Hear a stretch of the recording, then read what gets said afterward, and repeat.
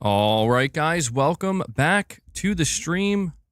Welcome back to the channel. Welcome if you're new. Thank you guys so much for joining me once again on this Tuesday. It's cold outside. Hope everybody's doing well today. We're talking PlayStation. We're talking a potential trailer that leaked from somebody.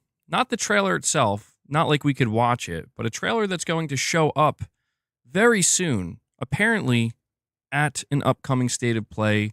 We know a State of Play is coming next week. We're going to talk about it. We're going to talk about what first-party surprises Sony might have at next week's State of Play. Snitches back? No. No, it seems that's not the case. But the game is not a game that I would say, it's not like Wolverine or anything like that. Lost Soul aside, this is a game that's being published by Sony. It's coming out this year, and it seems like it's going to be pretty big. It's part of their China Hero project. And it seems like we're going to be getting a release date maybe very soon. Knack 3, there it is. Yep, Knack 3. Secret State of Play trailer leaked. Project Ooze is apparently a game. Yeah. I haven't looked too deeply into that, but apparently that is a game. Could that show up? Potentially. We're going to talk about that. We're going to be talking about some news regarding Helldivers 2, some news regarding Elden Ring, Night Rain, Battlefield. We got a couple different things we're talking about today. We have some Nintendo Switch news as well. So we have quite a bit that we're going to be going over. Resident Evil 9, that's a big one. That's a big one that a lot of people want to see show up at the next State of Play, and it very well could. It's been rumored for some time. Resident Evil 9 is a game that we know is coming. And there's a high likelihood that it'll show up at one of these PlayStation State of Plays. Halo? No, I wouldn't suspect Halo being announced at a State of Play. That's one of the things I want to talk about. God of War Remaster Collection. I want to will it into existence. We need like a summoning circle, you know? I mean, come on, man. It's got to be real, right? What leaked trailer am I talking about? Lost Soul aside. So, Lunatic Ignis, by the way, this is the same source, mind you, and this is why I find this particularly interesting. Lunatic Ignis is the same source that claimed there is a God of War Saga Remaster Collection that has been in development, and it's done and ready to go. And it's going to be announced sometime between January and March. And it's going to have all 6 games from the Greek Saga. And they're going to be remastered for PS5. He claimed this a while ago, and we have this upcoming State of Play, but now he says that there is a new trailer for Lost Soul Aside that has been uploaded to YouTube on the back end, but has been made private, so it hasn't been released yet. And the rumored State of Play is set to take place between February 9th and February 15th, most likely on the 13th, I would say. Thursday the 13th next week. Now, keep in mind, like I said, Lost Soul Aside is a game that's being published by Sony Interactive Entertainment, and it's one of the bigger titles that they're planning on releasing, I would say, this year. It's a game that people have been following for quite some time. I do think Lost Soul Aside is launching day one on PC. No word on Switch, though. Resident Evil 0 trailer, that would be exciting. Apparently, supposedly, that's the next game that's being remade in the Resident Evil series, like a big remake. Saying the Chinese social media is going wild for Lost Soul Aside. I mean, Lost Soul Aside has massive potential, dude. Like kind of what we saw with Black Myth Wukong. Again, it's part of Sony's China Hero project.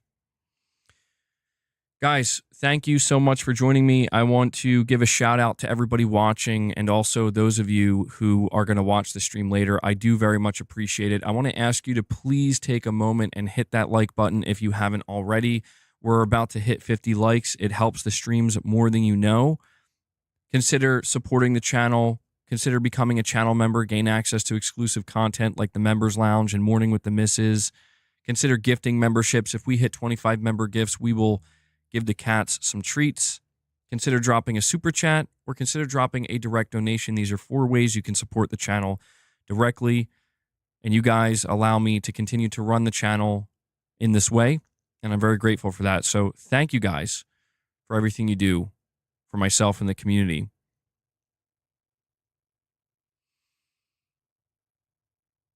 Are they going to remake Resident Evil 1?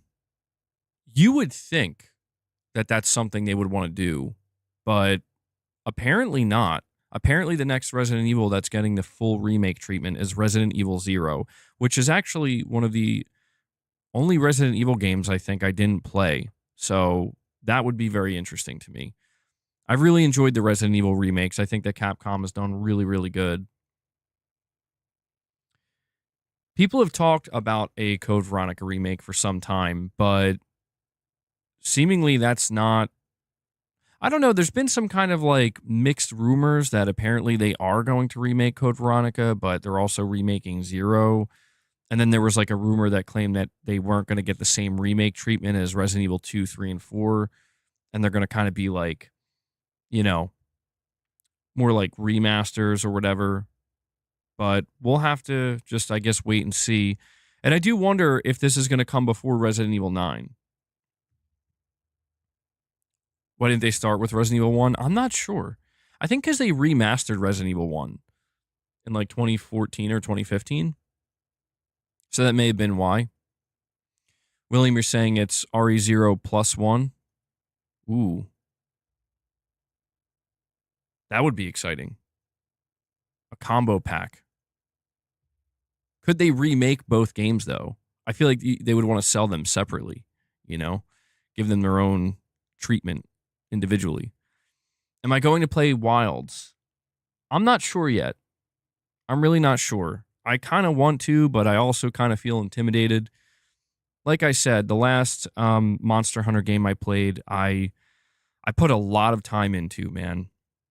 I put a lot of time into. I think I put over 100 hours into it. I did everything in the game, but it was daunting. It took me a long time to get used to that game and get a feel for it, but I did enjoy it. So it's one of those games where once you get into the gameplay loop, it does become very addicting.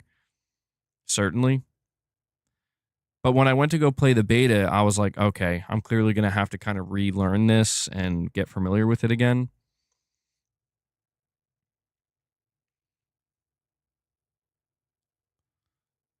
Oh, you're saying sort of like what Resident Evil 3 is going to, or what Resident Evil 3 was going to be. Okay. Yeah, all right. Yeah, true. That would be an interesting way for them to handle that. That would be exciting. MRPD, you're saying, by the way, MBG, that leaker, linguistic or whatever his name is, said that the God of War Remaster Collection is real and ready to go. They're just waiting for the announcement, and the God of War anniversary is in March. That's what I'm saying, man. Like, I'm putting faith into this, and I want it to be real because the timing just seems perfect. It would, you have to imagine Sony has something planned for God of War's 20th anniversary. How would they not have something planned for that? And this would be the perfect thing. I mean, you literally can't think of anything better than this. Irfan, you're saying he's not very reliable. He's a bit shaky. Yeah, so it's one of these things where we have to take it with a grain of salt, but it would be such a massive missed opportunity from Sony that I would honestly have to ask myself, like, what are you guys doing? You know, what are you guys doing? God of War Collection is day one.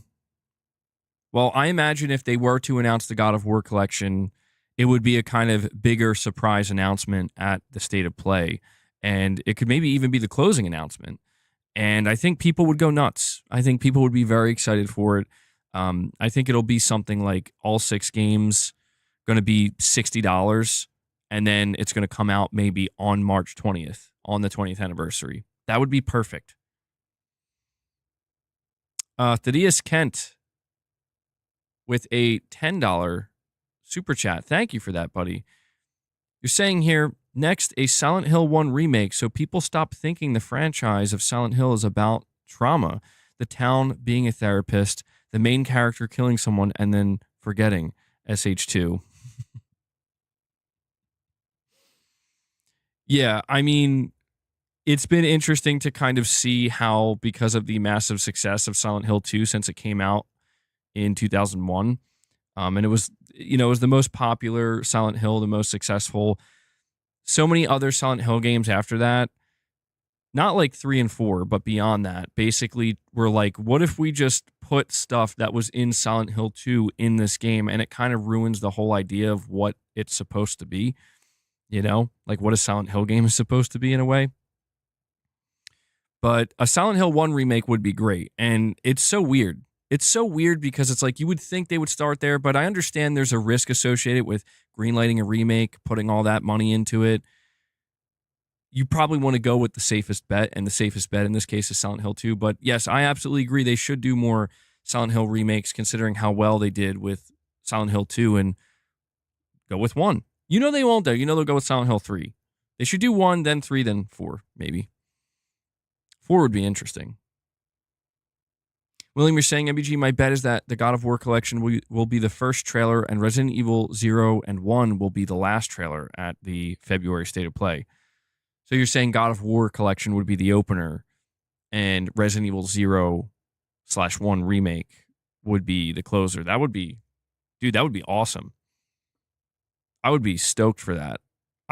Listen, more than anything, man, I just want the State of Play to be a good one.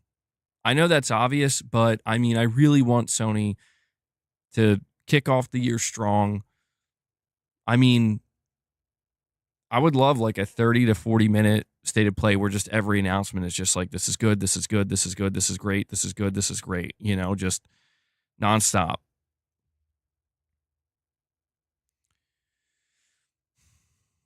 You wish they remade Dead Space 2 instead of considering EA will never touch the series again. Yeah. Dead Space Remake was, I think, received extremely well, but it didn't really light the sales charts on fire. So I think because of that, EA had, I guess, a decision to make where, like, are you going to continue this or what? And I think that they just ultimately decided on no, which is sad because Dead Space Remake was really, really good. MRPD is saying, so rethinking the State of Play will happen on Thursday the 13th or Tuesday the 11th. I'm thinking Thursday the 13th. The sooner the better. If they want to go Tuesday the 11th, I'm down for that. But I'm assuming it's going to be later in the week. That's just my guess. Media Molecules next game. Yeah, dude. I don't think we're going to hear from Media Molecule for quite some time. What I understand about their next game is basically the studio was essentially restructured, and they were given the opportunity to develop a new IP. And I think their new IP was greenlit. I'm not sure if it's a single player or live service game, though. I would assume it's going to be a single player game. I would be very surprised if it was not. But I think that restructuring happened like a year ago, roughly, give or take. So whatever they're working on is probably in the really early stages. I imagine it's going to be quite some time till we see it. That's what I would think too. After what happened with Dreams, you would think that the most logical step forward is we should just kind of go back to some kind of single player game. You see the success of, Astrobot and of course, maybe Astrobot has kind of replaced Sackboy, but just kind of the realization that there is still an appetite for these types of games. And, Media Molecule was there first. Why not give it a go again? Studio Malaysia's secret game. Are they working on a secret game? This is the first I'm hearing of this, William. Studio Malaysia?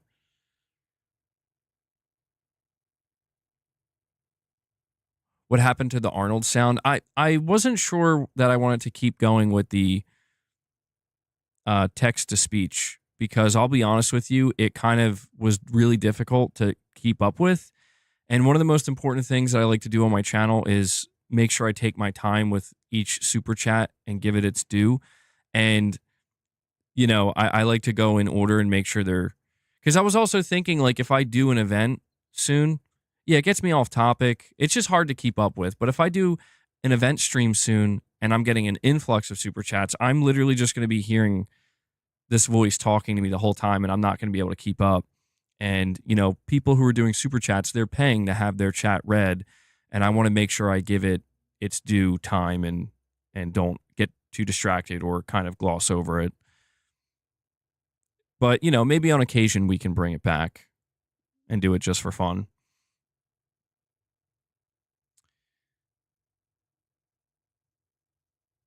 Do special TTS streams. Yeah, maybe we could do something like that.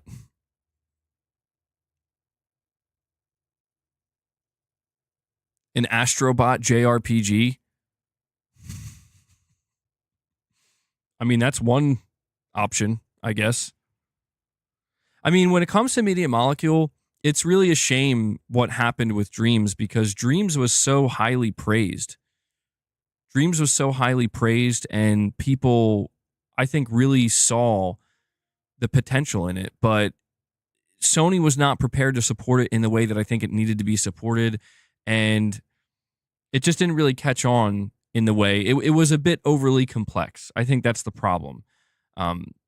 Media Molecule was ahead of the curve, though, man. Like, they knew what was coming. They knew that in the future, you know, in the next 5 to 6 to 7 years, you're going to start to see these things pop up where it's about letting gamers create their own games, essentially. They understood this. They were ahead of the curve there, but it was the execution. They were kind of the first out of the gate, if you think about it, or one of the first. And the tool set was maybe a bit too complex, plus the fact that it wasn't exclusive. Michael Lynch with the $5 super chat. Thank you for that, Michael. You're saying, I definitely prefer you read the chat. With the voices, I can't always understand what they say, and it interrupts you talking. Yeah, that's another thing, too. I actually noticed that when I would have the earpiece in and I was listening for it, I would always have to go back and read it anyway, or at least most of the time, because the voice could be a little shaky, and I could have a hard time understanding it. So I think I'll just stick to this. It's what people are used to. It's what I'm used to, and I think it works.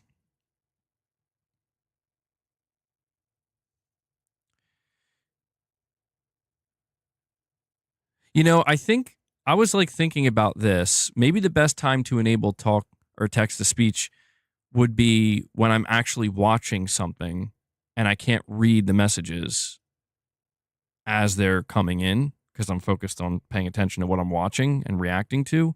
Maybe that could be a place where it lives. Just a thought. Either that or it would be even more annoying. I'm not sure.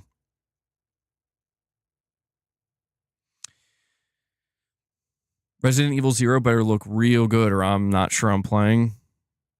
All right, Irfan, let me go check that out. Did they just post something?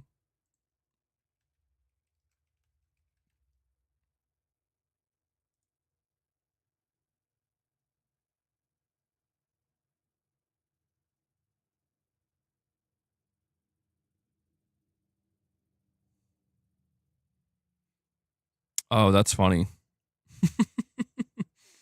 That's a funny. Yeah, they posted the official Forza Horizon account posted a meme. It's of the one.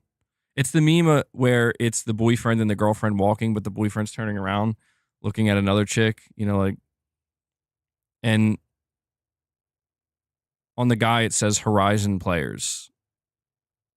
The girlfriend says Horizon Realms, and the girl that the boyfriend's turning around to look at says Forza Horizon 5 on PS5.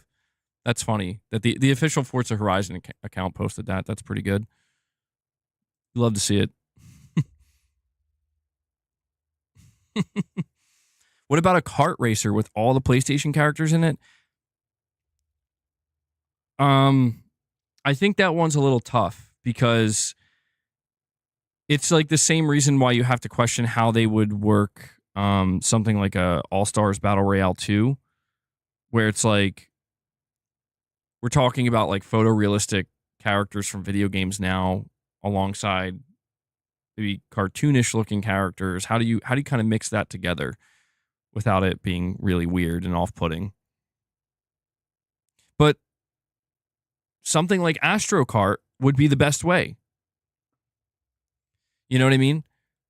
Astro Kart, where it's Astrobot themed, but you have all the characters in their Astrobot form. There you go. I think that would be a great idea. I think there's a lot of opportunity for Sony to do some interesting things with Astrobot. Astro Team Racing. I'm telling you, man. It could work. It could work.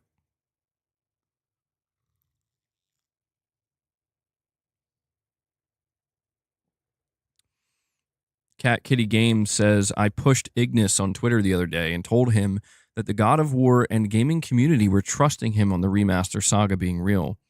He said he was skeptical on all of it being in one collection. Interesting. I mean,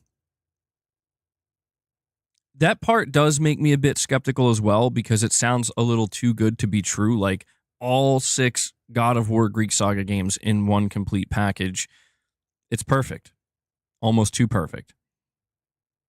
I could see a situation where it's like, actually, it's just going to be God of War 1 through 3. I would take it. I would still take it. But I don't know. I guess I just kind of feel like, why not go all the way? Why not go all the way? Maybe they would do something like God of War 1 through 3 are like fully remastered, and then the others, like Ascension and the 2 PSP games, they're not fully remastered. They're just, they just basically they've been like up-resed and can run at 60. Like almost like no work has been done, or very minimal work. Something like that. What type of coffee do I drink? Do I grind my own beans? No, I do not grind my own beans. Dude, I'm like an old man.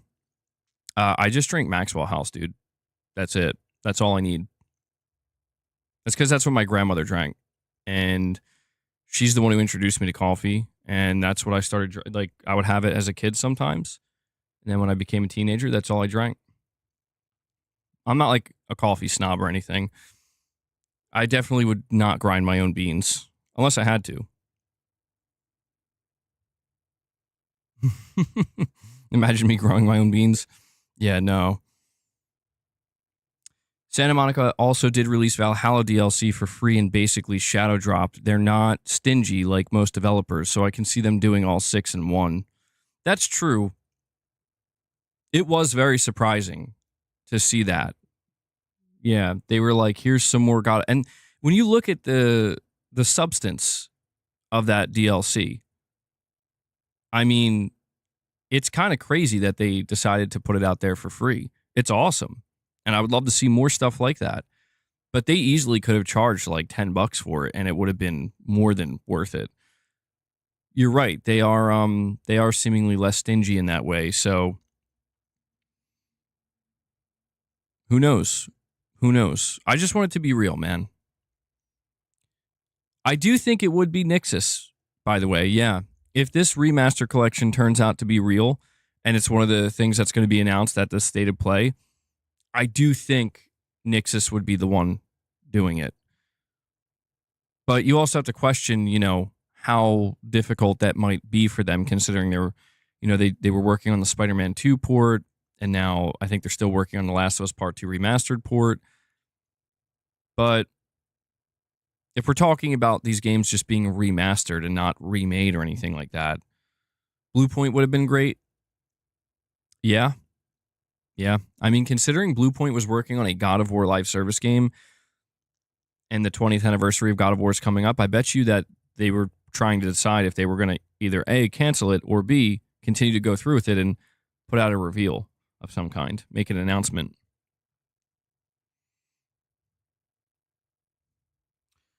Oh, yeah, that's true. Bluepoint did do the PS3 collection. That's true. That's very true. Yeah. Well, I think it's safe to say that the only thing Bluepoint was working on was this God of War live service game, because Bluepoint's not a large team. Bluepoint is, I think, like 80 to 85 developers or something like that.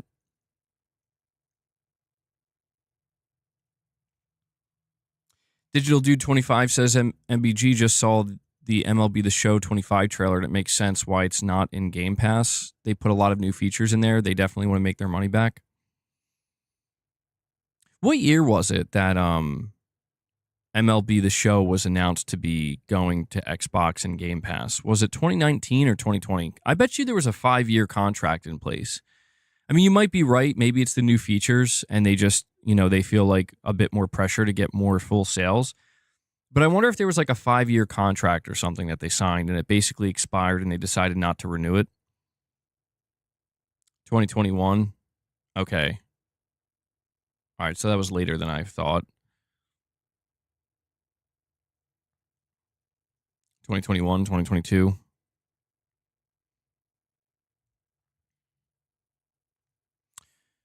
God of War Collection, Infamous Collection, Sly Collection, Jack Collection, Ratchet and Clank Collection, Resistance Collection, Sony Sleeping. Dude, I'm telling you, man, Sony might start taking some of this stuff up.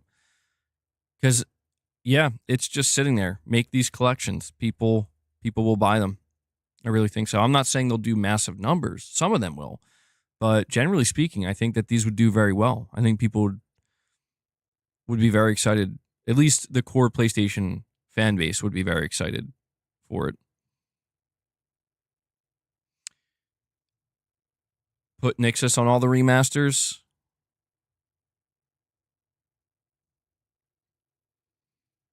I mean, that's where I think Sony has to they have to really evaluate what's more important, Nixus is only so big, they can only take on so much at any given time. What's more of a priority, PC ports or remasters?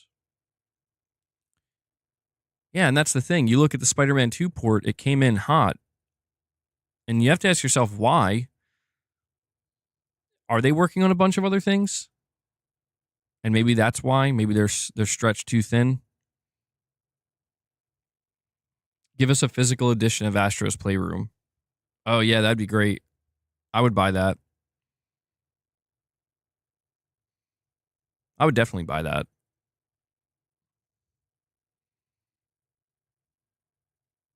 I mean, I suspect we're going to see a lot more Astro in the future. I don't think anybody was expecting Astrobot to win Game of the Year, man. I'm going to be honest. I don't think anybody was expecting that.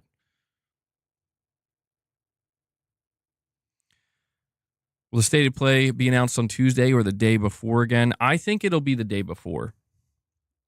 I don't know if you guys noticed, but that seems to be the way Sony does it now. I mean, anything can change. It's hard to say that what type of consistency is here, but the way Sony's been doing it these days is, we're just going to announce the State of Play the day before. And it seems to work. It doesn't seem to make any massive difference in their viewership and how, the interest. So I think that they just are comfortable doing it that way. So if it's going to be next Thursday, I wouldn't be surprised if the announcement comes Wednesday.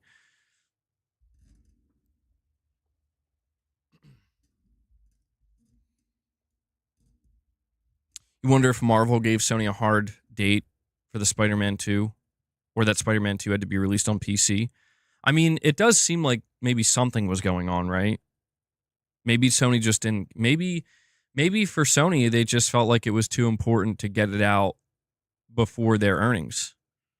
That's one of the only other things I can think, right? Is January 30th. That's about 2 weeks before their next earnings. So I don't know if maybe it has something to do with that. Because it is very strange to me that they would release it in a state like that. I just think it's not good for their reputation, One of the things when I think about, Sony first-party games is I imagine them being relatively polished, at least when they release on PlayStation 5. I am not expecting them to be some kind of mess with bugs or crashes or whatever. I mean, on occasion there's some issues here and there. No game's perfect, but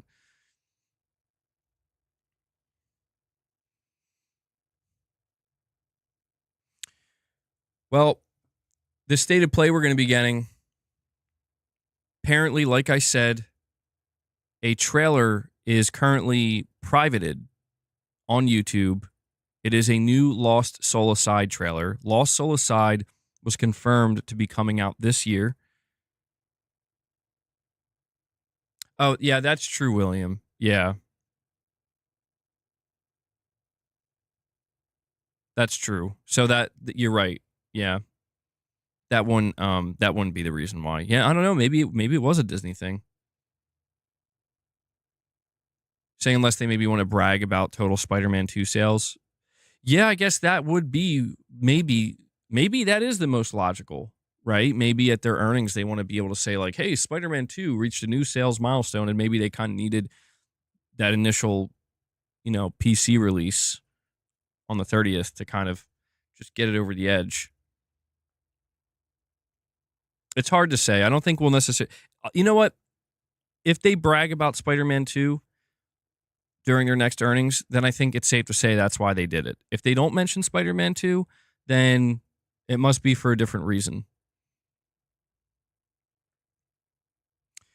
But Lost Soul Aside, a game that's confirmed to be coming out this year for PS5 and PC. Sony's publishing it, like I said, and there is currently a trailer on the back end of YouTube privated, supposedly. That's the leak, apparently. And I would imagine that it's true because we are getting Nate the Hate confirmed we're getting a state of play next week. I imagine we're going to see this trailer at that state of play. When it comes to Sony first party, outside of the God of War collection, let's assume this God of War collection isn't real. What else could Sony potentially show up with? Well, there are basically two other things. Three, actually. Number one, more Ghost of Yotei. Number two, actually four things. More Death Stranding 2. Number three, Wolverine. Number four, Venom. See, that's interesting. You're saying Wolverine must show up. I'm telling you, listen, I want to see Wolverine. I want to see it now. I want to see it tomorrow. I want to see it at the next state of play.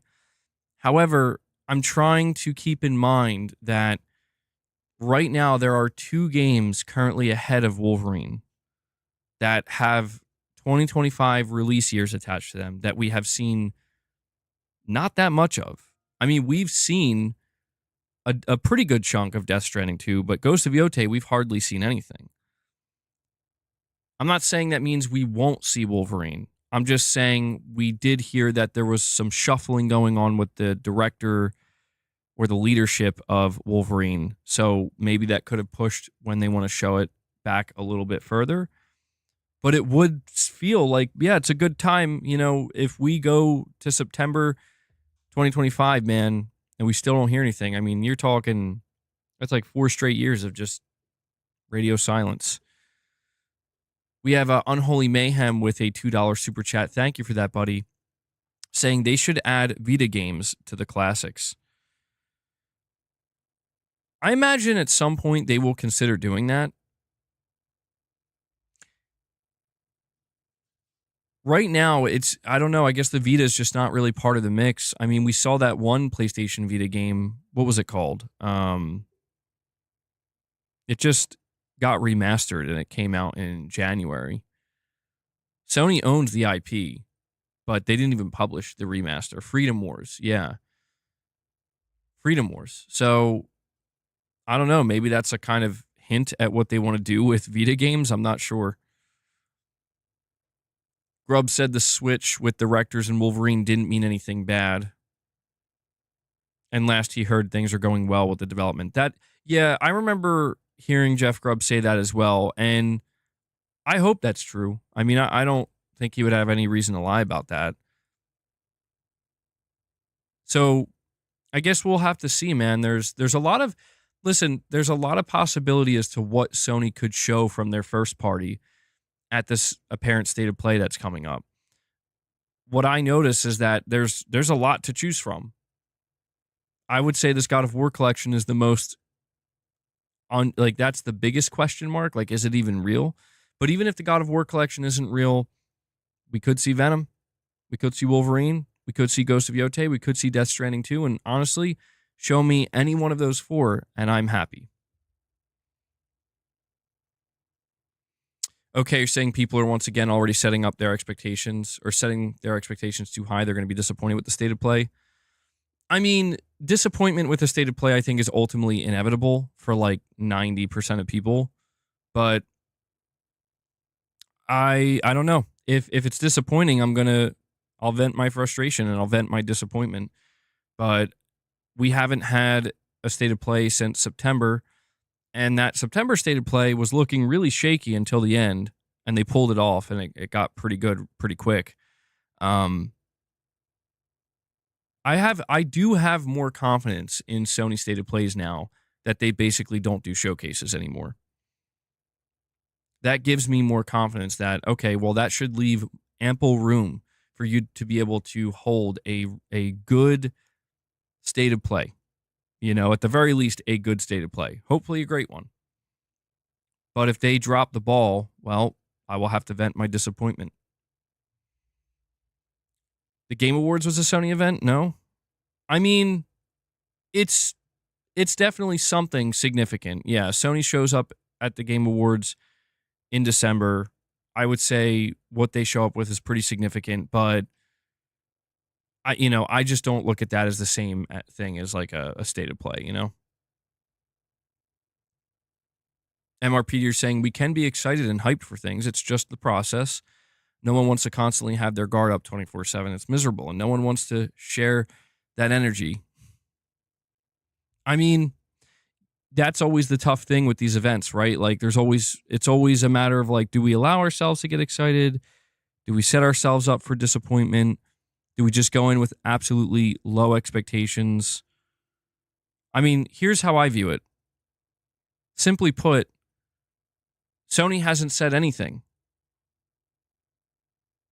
You know, they haven't said anything for this year so far. There's nothing lined up. That's the interesting thing to me. That is probably the biggest reason why I'm going in with some level of expectation when it happens, because it's like there's nothing lined up with any release dates from PlayStation Studios or any of their partners, you know? So it's like, I would imagine this is the time to say something, anything, right? And that's true as well. Sony usually does set the expectation. So they will likely put out a blog, and that blog will tell us. I'm going to laugh. Listen, we can have low expectations. We should have low expectations. I mean, completely low. If the blog post says it's just going to be like a third party or indie, third party and indie focused state of play, I would be so disappointed about that, man. I'm not going to lie. I would be very underwhelmed and disappointed by that, because it's like, dude, you guys don't have anything lined up. Where are the dates? But it would be great. It would be great to get a little surprise, like a God of War collection, or see some more Ghost of Yotei. I would definitely welcome that. Death Stranding 2. You think they'll do an extended gameplay preview of Yotei like they did for Spider-Man 2? They could, yeah. Yeah, maybe they should.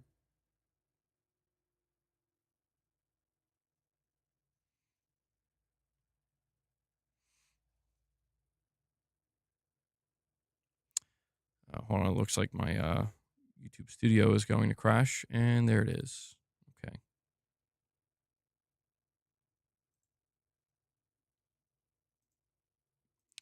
Sorry, guys. Got to bring the studio back up because it crashed again. It's doing it less these days. It still does it, though. Oh, yeah, that's true as well, William. Yeah, I forgot about that. Yeah, they just casually showed off a new Astrobot level, but we didn't actually get any type of announcement. So maybe that will show up. Maybe we'll get some more Astrobot. That'd be awesome. I did go and play I have everything done in Astrobot, 100%. So if they want to drop more, I'll go back. I'll go back and play. What leaked? A Lost Soul Aside trailer is apparently sitting on YouTube's back end. It's privated, not released publicly yet. So we're going to be getting apparently a new Lost Soul Aside trailer. Lost Soul Aside does look pretty good. It looks promising. It looks, like I said, like a blend of Final Fantasy and Devil May Cry.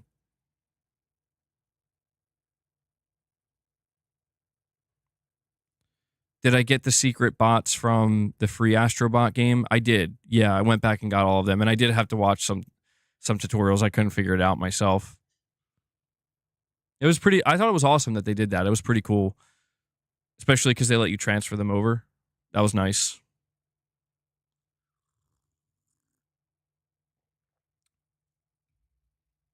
Yeah, there was some concern. We were talking about this yesterday that this upcoming state of play is going to be like a Monster Hunter focused state of play, but it turns out there's going to be a dedicated Monster Hunter showcase that is going to be streamed by Capcom. It's also going to be streamed on the PlayStation YouTube channel. So I don't think we have to worry about something like that. Not that there's nothing against Monster Hunter Wilds, but I don't want Sony to do like what they did with the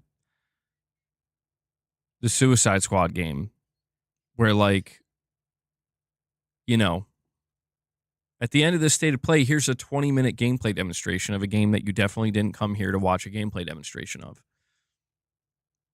I don't want to see anything like that. If they're going to do a gameplay demonstration, I want it to be of one of their games.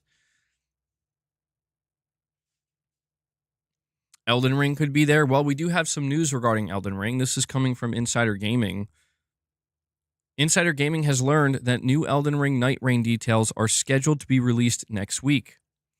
That's according to a source familiar with the game's plans, who said that information will be released on February 12th. Let me see, February 12th, that would be Wednesday. It's understood that the announcement will include media previews and a final release date for the game, which is currently slated for the end of May. Wait, they're saying that Elden Ring Night Rain is going to release at the end of May? For those not in the loop, the timing could make a lot of sense too, as a recent rumor has also suggested that a PlayStation State of Play could be taking place in the same week, although it could just be a coincidence. But likely the announcement and embargoes are because of the Elden Ring Night Rain network test, which takes place on February 14th through the 17th, which is undoubtedly going to see the game's contents leak online. Yeah, so it would make sense that they kind of want to get out ahead and show it. I'm really looking forward to Elden Ring Night Rain. I think that game looks great. I like the fact that it's going to be so different from regular Elden Ring. Like they're kind of taking some cues from other multiplayer games and just being like, what if we just kind of do this? But yeah, that's more evidence that apparently we're going to get the release date of Elden Ring Night Rain next week. They're saying it's going to be on the 13th. Could Sony do a state of play on a Wednesday? Yeah, why not? Why not do a Wednesday state of play? Yeah, that Monster Hunter Showcase stream is apparently actually today.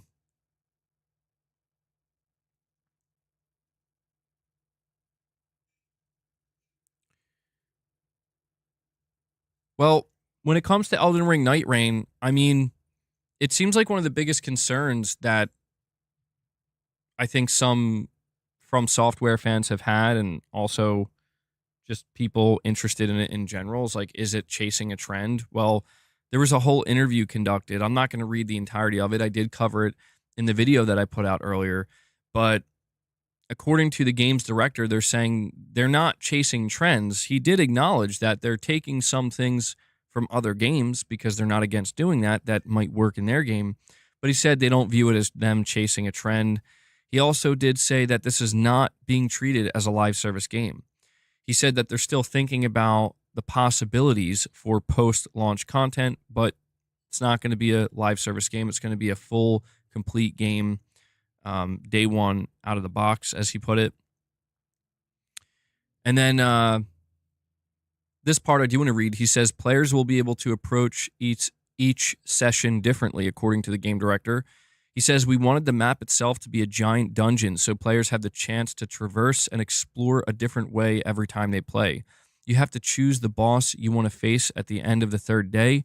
Once you've made that choice, maybe you have an idea of how you want to strategize against that boss, and this might change how you approach the map. We wanted to offer players that agency to decide, I need to go after a poison weapon this time to face that boss." So just a little bit more insight into how Elden Ring Night Rain is going to work. And yeah, man, I'm all for it. Sign me up.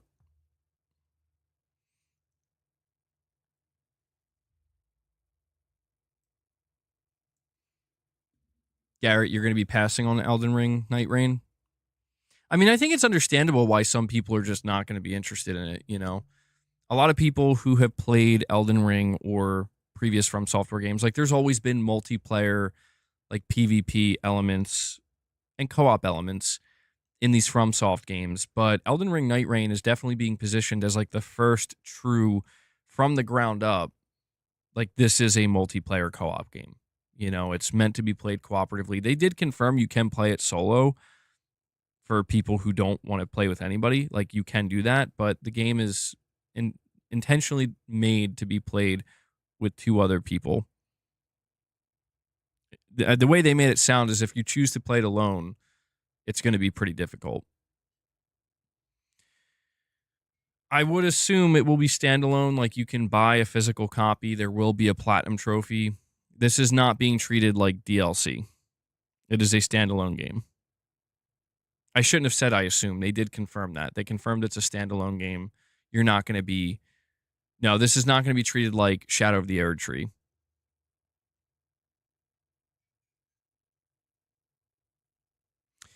Oh, yeah. That's interesting you say that, Garrett.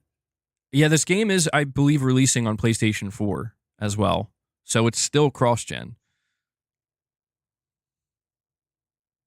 I've just kind of accepted what's going on, you know, where it's like, yeah, we're still going to be seeing games releasing on PS4.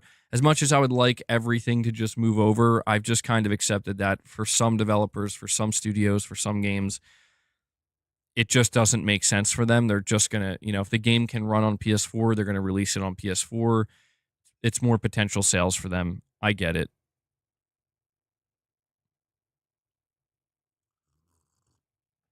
Gaming Survivor, you think the industry is moving away from high fidelity games? I don't know that I would say they're moving away from it as much as it's just they have to really think it through way more now. How how how much risk? Yeah, there's more risk associated with it now, just because of how expensive it can be, how time consuming. Is it going to be worth it? I do think that there will still be plenty of games, truthfully though, that are still aiming to be like high fidelity, really good looking. But there's no doubt that these are the games that are going to have to sell the best.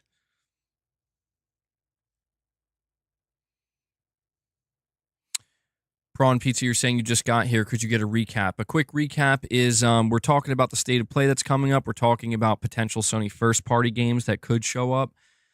We're talking about how Lost Soul Aside has apparently leaked to a degree where there is a trailer sitting on YouTube's back end. An insider leaked out that there is a new Lost Soul Aside trailer ready to go, and it seems to be lining up with this state of play, so we might get a release date trailer. We're talking a little bit about Elden Ring Night Rain. Apparently, we're going to be getting the release date for Elden Ring Night Rain sometime next week, possibly during this state of play. So this is basically what we've been talking about so far. Oh, yeah, that would be interesting. Something related to Hogwarts Legacy. I mean, when it comes to Hogwarts Legacy, they did have, or there was a leak, I should say, where apparently they were planning to release some kind of ultimate version of the game where there's going to be a DLC, like a pretty significant DLC that you can, I guess you could buy separately, but they're going to like resell the game with this DLC. Yeah, I forgot about that. That could show up. The timing for that could be right. The 2-year anniversary is February 10th. Oh man, where's the time go? I can't believe it's been almost 2 years already. It feels like just yesterday we were seeing the first trailer of that at the PlayStation 5 showcase, man. Where does the time go? That's crazy. That's crazy. AI rendering will massively decrease the cost of dev time of AAA high-fidelity graphics. I believe it. This is why these companies are so interested in trying to get more AI involved with their game development, because it will save them a lot of time and money. I mean, I see that as a good thing. If we want to continue to get these high-fidelity games, high-fidelity graphic games, I think that, we don't want to continue to see developers and publishers freaking out because the cost is just ballooning nonstop. That could be something that could mitigate it.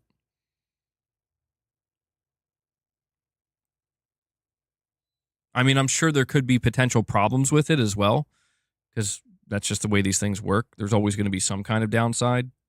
I'm not exactly sure what it would be in this case, but I'm sure there's something.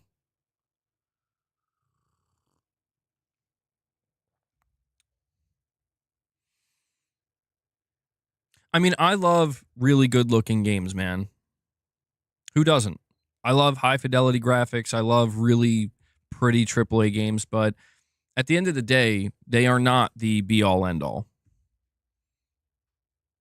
They matter. Graphics matter, and they're important, but the game, it's just as the saying goes. This saying will never not be true. Gameplay is king, no matter what. Gameplay is and always will be king. You give me a mediocre-looking game with incredible gameplay, I'm going to enjoy that game way more than the best-looking, most cutting-edge graphical game that has mediocre gameplay. I'm going to enjoy the one that has, because that's the whole thing. When I play games, you're playing them to interact. But yeah, that's the beauty of it, right? Why not both? Can we have both? I think it's been proven time and time again we can have both. But at the same time, I don't think I don't think it's necessary for every game to try to do both. That's why I find it interesting when people, we talk about something like Elden Ring, Night Rain. I understand that. What if we could get a new Souls game or Elden Ring game from Software that looks as good as Demon Souls? Yeah, that would be amazing. I would love that. That would definitely make me enjoy the game even more. But I'm totally fine if we're not going to get that, but we still get a From Software game that has incredible gameplay. That's cool. It still looks pretty good overall. The art direction's great. Yeah, art direction is critical, man. Art direction sometimes can make or break a game. Graphical fidelity aside. Yeah, Demon Souls is amazing. Like, that's what's so sad to me about the situation with Blue Point, because it's like, man, to think that they could have just remade a game that could get that same type of treatment, and maybe it would be ready to release this year or next year, but now it's like maybe next generation. The thing I'm really worried about with Blue Point, this is the biggest concern, is I'm afraid Sony's going to make some kind of boneheaded decision where they're like, what if we just kept them as a support studio? That would be devastating. And I really hope that's not what happens, because apparently Blue Point Games was a support studio for Santa Monica with God of War Ragnarok for 2 years. So there's precedent there where they could make that decision, and I feel like that would be a horrible decision. Maybe if they have to sometimes utilize them occasionally, where it's like, all right, maybe for like this 1 year, the last year of development on this game, you guys support them, but then after that, you start making your own game. I don't know. You're saying they've always been a support studio? I mean, I guess that's kind of true. I just mean, like, I feel like their expertise is in remasters and remakes, and they're being severely underutilized right now. Blue Point needs to be the remake studio, and Nixxes needs to be the remaster studio. Yeah. I mean, Nixxes remaster and PC studio, I guess. And Blue Point, just the remake studio. Capono, you're saying I saw talent in Demon Souls remake. I mean, even before that, dude, when I played Shadow of the Colossus remake, I mean, it was amazing what they did. It's just like, yeah, I don't want to see them underutilized like this, because it's crazy to me. Like, how do you let this slip through your fingers? A Blue Point remake of The Getaway. Now that's something I never thought of. I don't think Sony's ever going to touch The Getaway again, but that would be very interesting. I would love to see that.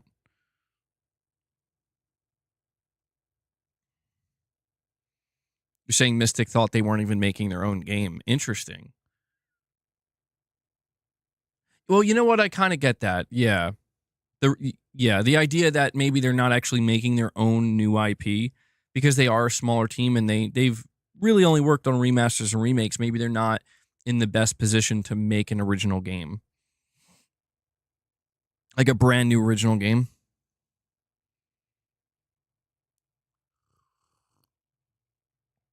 What happened to the new IP they're making? Rudy. Oh man, how are we going to tell him? Rudy, I'm sorry you have to find out this way, but Blue Point was never working on a new IP. We found out a week and a half ago, almost 2 weeks ago, I think, at this point, that Blue Point Games was working on a live service God of War game for the past 2 years, and it just got canceled internally. So right now, they're not working on anything. Right now, they're trying to figure out what they're going to start working on next. I'm sorry you had to find out this way, Rudy. We need to be outraged all over again. You don't understand what the obsession with The Getaway is. It was fine. Was actually the first video game I ever heard. Oh, dude, yes. I know exactly what you're talking about. That's so funny. That's my most prominent memory with The Getaway as well. I think I rented The Getaway from Blockbuster. Like, I think one of my parents took me to Blockbuster, and I ended up walking out of there with a rental of The Getaway. And I remember being kind of stunned by that. They dropped an F-bomb, and it was the first video game I ever heard. I was like, I remember just being like, you can't do that. You're not allowed to do that. That's so funny you mentioned that, man. I have not thought about that in so long.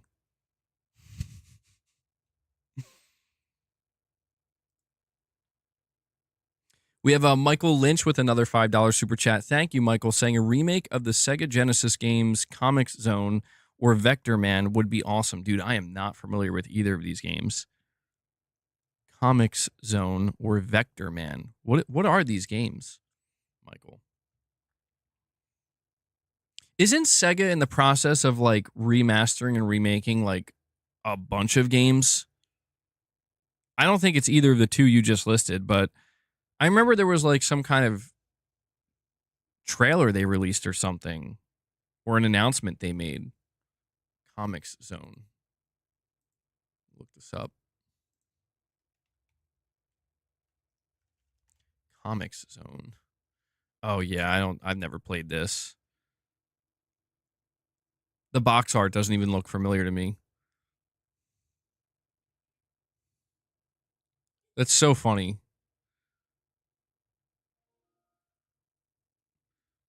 Yeah, you can you could tell this was a 90s game.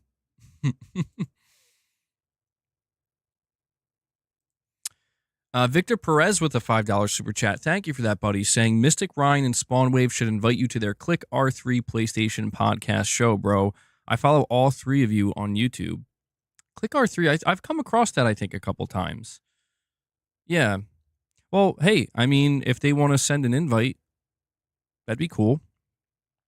But I don't know. I think I have a bit of a reputation, you know?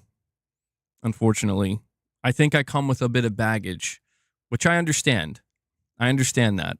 That's why I have no expectation of people inviting me, because it's like, hey man, you seem kind of cool, but you know, if anybody brings me to their channel, yeah, Muscle Baggage Gamer. You're asking, really, why do you say that? I just think it's because I've garnered a bit of a reputation of being like a toxic fanboy that if I were to be invited on, at least this is my view of it. If I were to be invited onto another channel, they're potentially inviting like a certain level of toxicity, not from you guys, like not from the people who are here just following the content and talking about the topics and whatnot, but just the kind of back and forth nature of the fanboy wars, I guess, or the console wars or whatever. But it's okay. You know, I mean, over time, I would like to think that will change. But I'll have to check out their podcast though. I've seen it pop up on my feed once or twice.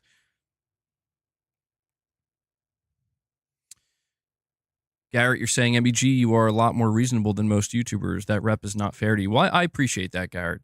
I have my moments. I won't deny that. I have my moments where I get unhinged. I get a little bit crazy. Sometimes logic goes out the window temporarily. I'm not going to pretend that that doesn't happen from time to time. But I like to think I've gotten maybe a little bit better over time. Don't we all? Yeah. Yeah, maybe it's been a little bit more maybe a little bit more. I don't know. People have said these days it's a bit more tame, but then like those moments still kind of sporadically pop up.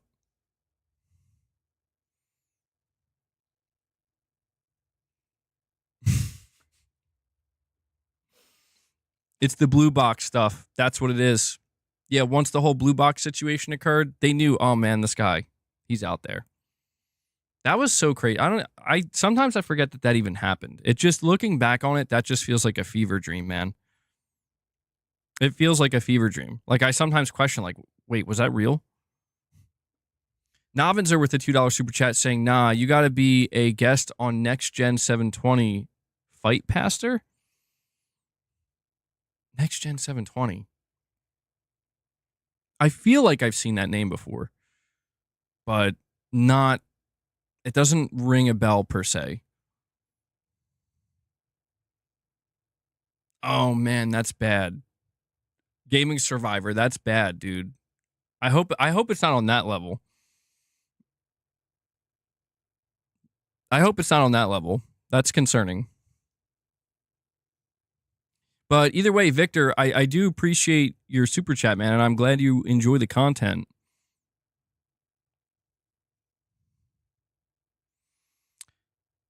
Yeah, that blue box situation, one day there's going to be a full-blown documentary on it. I like to think I'd be featured in that documentary.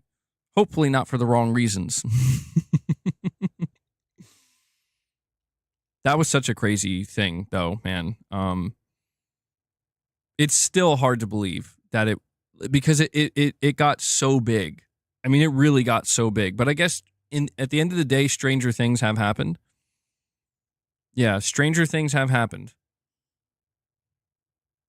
No, we're not going to go that deep into it, JMR. No need to. We don't need to rehash what it was. It was just a fever dream. It wasn't real. None of it was real.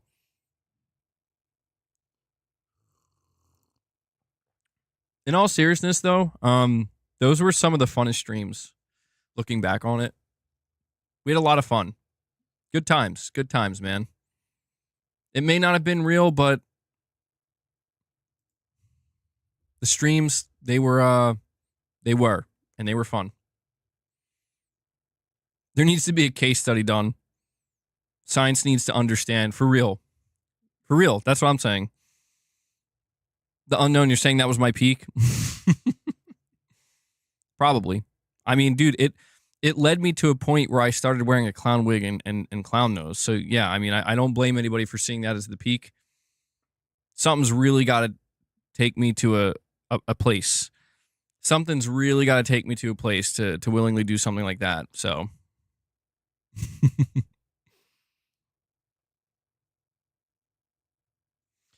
Anime for Entertainment with a super chat says Abandoned was truly abandoned. You know what's funny? I'm pretty sure you can still download that app on PS5. I haven't checked in years, but I'm pretty sure you can still download that app. It still exists. That might be the most absurd part of all this. You watch it every day. Well, I'm still waiting to find out, like 7 years later, like 7 years from now, Kojima's actually like getting ready to retire, and he's like, "Oh yeah, that was me."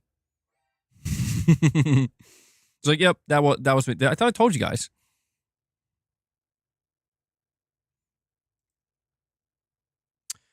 We have a direct donation from Moonshot. Thank you for that, buddy. I do appreciate the direct donations. You're saying you got to get on Mooch's Crossfire podcast. Great gaming discussions and debates on there. Mooch. The Crossfire podcast. I think that's another one that I may have seen pop up on my feed once or twice. I'm not too familiar with that. I'm assuming it's a panel. I'm not too familiar with them. Yeah, I don't know. Maybe I'll look into some of this stuff. I mean, I've just kind of gotten comfortable. You know what I mean? Like just doing my own thing here, and no, I don't know. I'm just not like too interested in collabs because I just feel like basically I'm focused on the news. I'm focused on covering the topics, and I feel like I collab every day with my audience. You guys can be a bit much, you know? I've gotten so used to being solo, man. But I'll think about it. I'm always thinking about it. We'll see what the future brings. And Moonshot, I do appreciate the direct donation, man. Victor Perez with another $5 super chat says, "Do you think Phantom Blade Zero will announce a release date next week in the Sony State of Play since it's a PS5 console exclusive?" I mean, Victor, I think that's a great question, and I think it's possible. I think there's a chance that Phantom Blade Zero could show up. The only thing that's making me think it won't, though, is the fact that we just got a whole, what was it, like 7 or 8 minute, like uncut gameplay demo, where at the end they revealed that they're going to reveal the release date later this year. Considering we also are hearing that Lost Soul Aside is apparently going to be showing a new trailer soon, I'm going to say that we're not going to see Phantom Blade Zero. We're going to see Lost Soul Aside instead. And Phantom Blade Zero we will actually see later on. But there's always a chance, right? I don't want to say that it's unlikely. I just think that we have to keep in mind they did just drop a new gameplay trailer. But who knows, man? I would love to see more Phantom Blade Zero. That trailer they showed looked awesome. It wasn't even a trailer. It was just a straight-up gameplay demo. And it looks incredible. And you're right, it is a PS5 console exclusive, so the thing is, I don't think Sony's publishing that, though, are they? I know with Lost Soul Aside, Sony is publishing that, so Sony's definitely going to want to have more control over how it's shown, when it's shown. For Phantom Blade Zero, I think that might just be... I think with Phantom Blade Zero, they basically just decided for now they're not going to release it on Xbox, and I don't know if they ever will. I don't think there's any kind of deal in place. But either way, Victor, I appreciate the super chat, buddy. And we'll find out. We'll find out soon enough. We also have Skira with the super chat. They say, "What about Blue Box Studios, man?" I don't know. What about them? Were they called Blue Box Studios? Or was it just Blue Box Studio? No, I think you're right. I think they were called like Blue Box Game Studios or something. Like they're a family of studios. Fishy, we are talking about a state of play that's going to be happening next week. We've been speculating and also kind of hoping for certain first-party PlayStation reveals that might show up. We've been talking about Lost Soul Aside. Lost Soul Aside, apparently it's been leaked that a trailer is ready to release for Lost Soul Aside. It's sitting on YouTube right now, privated. So it seems that that's going to show up at the State of Play. We've been talking a little bit about Elden Ring, a little bit about Blue Box. We have another direct donation from Moonshot. Thank you once again, buddy, saying, "Dragon's Dogma 2 ended abruptly, and I was enjoying it a lot. I'm eyeing up, Kingdom Come Deliverance 2. looks great, but it looks real intimidating, man. Yeah, I just saw for Kingdom Come Deliverance 2 that apparently the requirement for the platinum is a minimum of 200 hours. Wow. 200 hours? Dude, that's brutal. Like 100 hours is daunting enough, but 200 hours for a platinum. I don't know, man. I feel like you got to really, and I don't even know if that's what you're talking about, Moonshot. You might just be talking about playing the game in general. You might just be talking about the game itself being intimidating.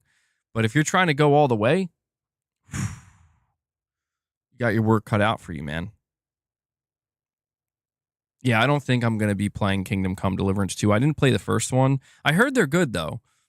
And it seems like they have an audience. It seems like the audience they have is very passionate about the game. And I will say, too, apparently the studio, what is it, Warhorse? Is that the name of the studio? Warhorse Studios?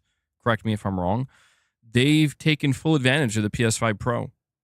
And they've really done a good job. Like, they've optimized it very well for the PS5 Pro. And you love to see it, man. I appreciate, even though it's a game I'm not going to play, I just appreciate seeing that these studios, they're not just treating the Pro as like some kind of whatever, Oh, that's interesting, Ice Queen Gaming. Huh.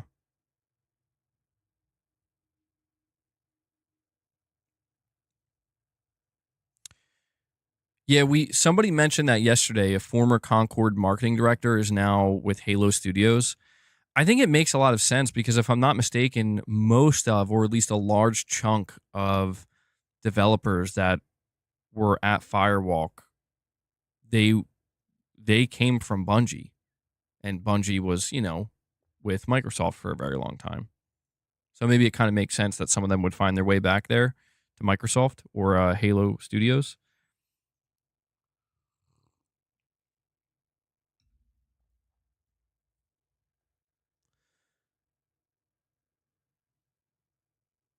By the way, guys, we have over 350 people here watching and hanging out. If you haven't already, can you please take a moment and hit that like button?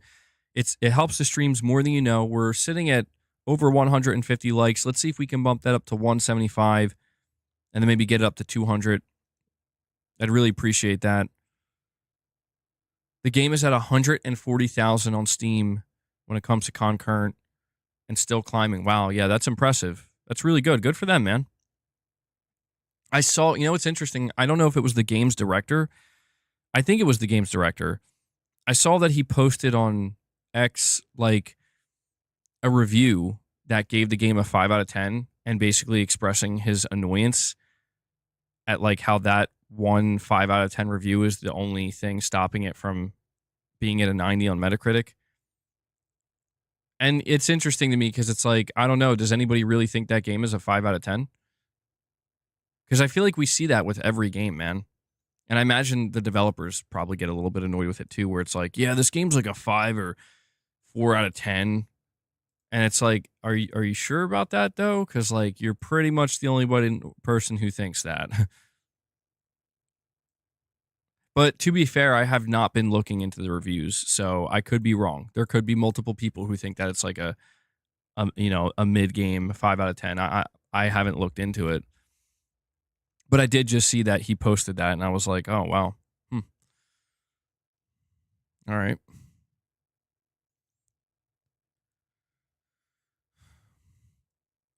Bungie went from Apple to Xbox to PlayStation. That's crazy. Maybe they will go to Nintendo next. I don't think Bungie's going anywhere again. I think Bungie's going to stay with PlayStation now, and I think they'll be with them till the end. Maybe I'm wrong. Yeah, maybe Sony will let them go. Maybe Sony will sell them to Nintendo.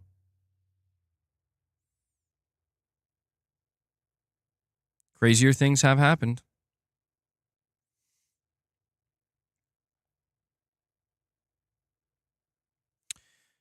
I can agree with that, Gaming Survivor. Yeah, I can agree with that.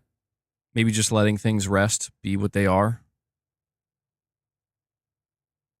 Okay, says with a little bit of spice here. He says, but I thought PC players don't like single player games. I was thinking about that. Okay, and you know what I've the conclusion I've come to is that I don't think it's fair to look at any one platform and say, oh, they don't like single player games enough. The reason I say this is because, dude, the top 10 most played games across like all platforms, maybe except for Nintendo, are live service games, usually.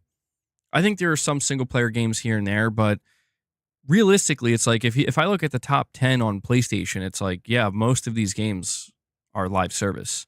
You know, they're sports game or live service, like the forever games. So I don't think that that's an accurate way to really determine whether or not a platform, a player base for a platform engages with single player games. I think the reality is there are millions of players across all platforms that do engage with single player games. I think that maybe there's a chance with one platform or another that that percentage might be higher. That percentage might be higher, but I don't think it's like vastly higher. And Nintendo maybe is the only exception here for obvious reasons.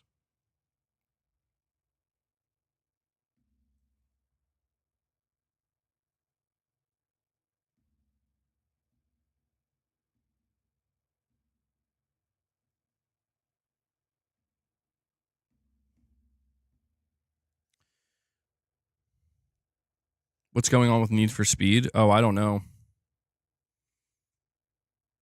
Oh, you're saying you think it's on hold because of Battlefield. Well, yeah, we got it. We got new information for Battlefield that I don't know, man. I'm still going to remain cautiously optimistic, but I'm thinking Battlefield might be able to make a proper comeback. And I hope they do, man. I want to see Battlefield be great again. Check this out. So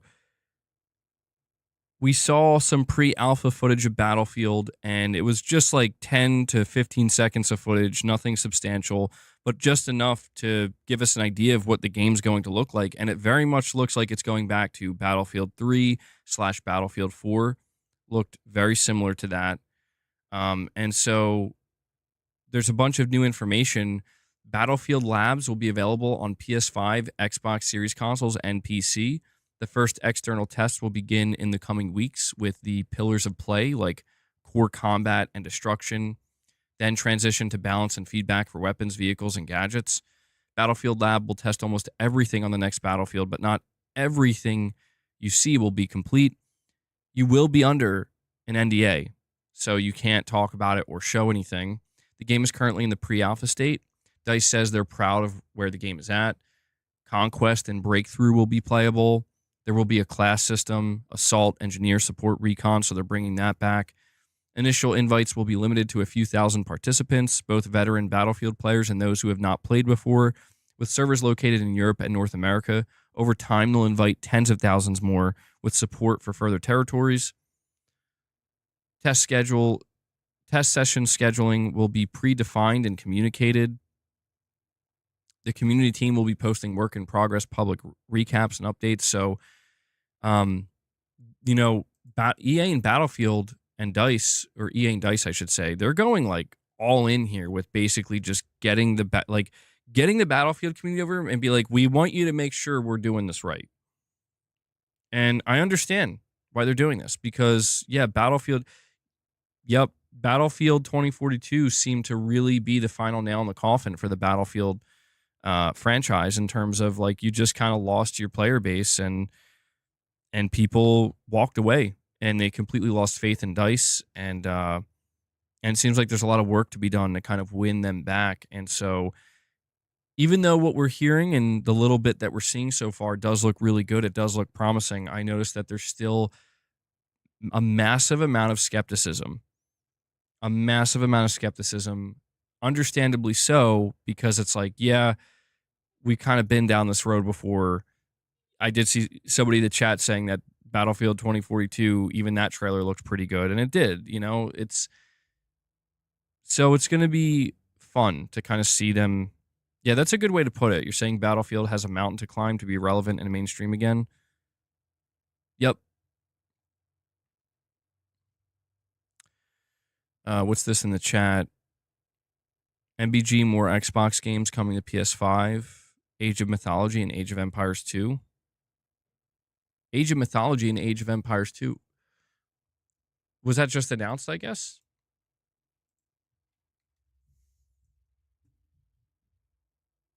Oh, wow, it was. Okay.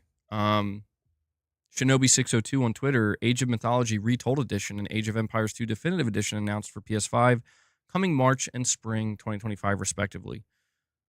Huh. Okay. Well, there you go. There's another one. That's the second time I'm live streaming and there's just a random announcement of Xbox games coming to PlayStation. Anybody excited for this? Yo, what's up, Corey? What did you miss? I'll give you a quick recap. We've been talking about the upcoming State of Play. We've been speculating about what's going to show up at that State of Play. We're talking about how we want a God of War collection. We want a God of War remaster collection at the State of Play. Maybe Wolverine, maybe Ghost of Yotei. Lost Soul Aside, trailer for that is apparently behind the scenes. Or on the back end of YouTube. It's privated, so that's apparently going to show up. And we've been talking a little bit about Elden Ring Night Rain. We were just talking a little bit about Battlefield, and apparently now, Age of Mythology Retold Edition and Age of Empires 2 Definitive Edition are coming to PS5 in March and spring, respectively. So, 2 games I'm not personally interested in, but I don't know. What do you guys think? How are you feeling about these 2 titles being announced for PlayStation? Are you going to buy them?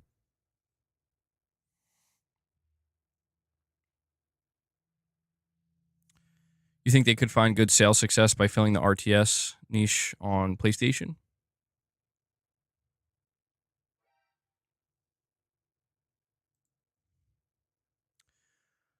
We have another direct donation from Moonshot. Thank you once again, buddy, who says, I rarely focus on the platinum, but I'm just talking about how realistic the game is with the mechanics. Kind of mind-blowing. Check out the reviews. Yeah, maybe I'll look deeper into it. I did hear people kind of, when they talk about Kingdom Come Deliverance 2, how it is very realistic. Like, it's very much, like, true to the time. And the mechanics kind of, you know,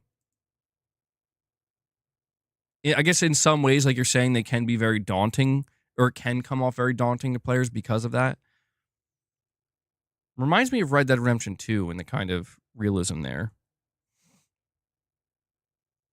RTS for console. Remember how StarCraft went? Yeah, I've never really been into RTS games. I remember when I was really young. One of the only RTS games I ever played, it was like this Army Men game. And it was on PC. Yeah, that's right. I mean, dude, I must have been like 6 or 7 years old or something. I had this old like Windows 98 PC or something. And there was this like, it was this Army Men game where they were like the green Army Men and they had like different colors. They have like the tan Army Men, the blue, and it was an RTS. And I think I really sucked at it and really know what I was doing.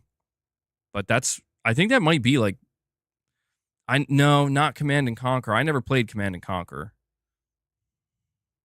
I never played that. And the RTS genre is one that I like have almost no experience in. It was like a 3DO Army Men game, I think. Somebody's got to know what I'm talking about.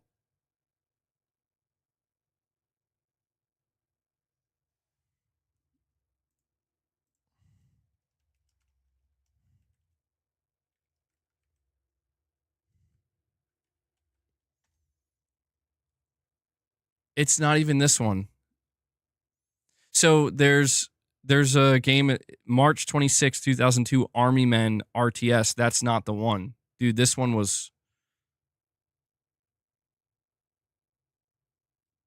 Oh my God, I can't find it. I can't find it.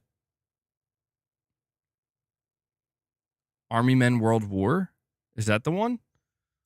Hold on. Now I'm on a mission. Yep, that's the one. Army Men World War. It came out in... Its initial release date was 2000.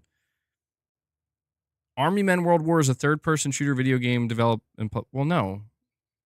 That's not right. I'm seeing images of it. It's an RTS. It's not a third-person shooter. That's basically it. I think that might be the only experience I have with RTS. Very strange.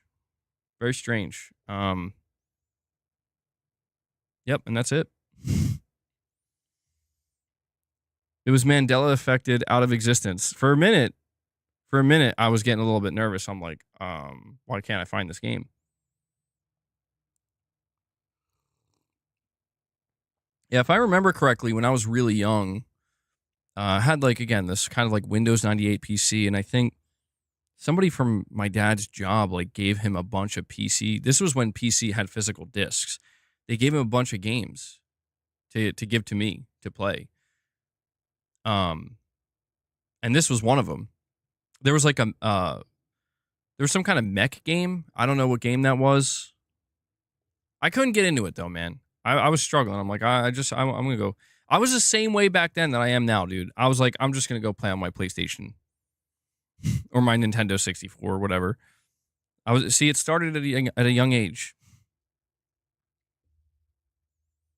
Roller Coaster Tycoon in '98. Yeah, Marcus. Another Xbox game announced for PS5.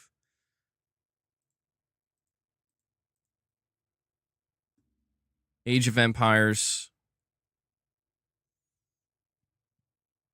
Age of Empires 2, Age of Mythology, Retold. What's interesting to me about this is that this once again pretty much confirms the way Microsoft is going to do this with a lot of games, where they're just going to announce it. You know, they're not going to hold any kind of event. They're not going to wait for an event. They're just going to announce it. 97 was all Diablo for this guy. Front Mission 3 was a sick mech strategy game. Front Mission.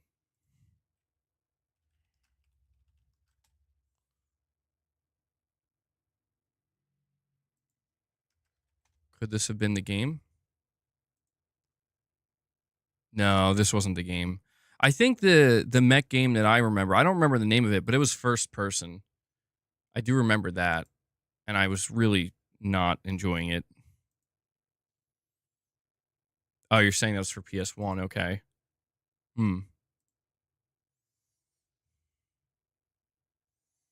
Mech Warrior 2? Let me see.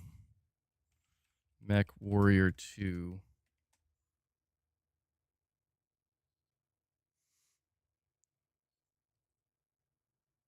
I maybe 3 actually, because Mech Warrior 2 looks a little too. You know what? It might have been Mech Warrior 3.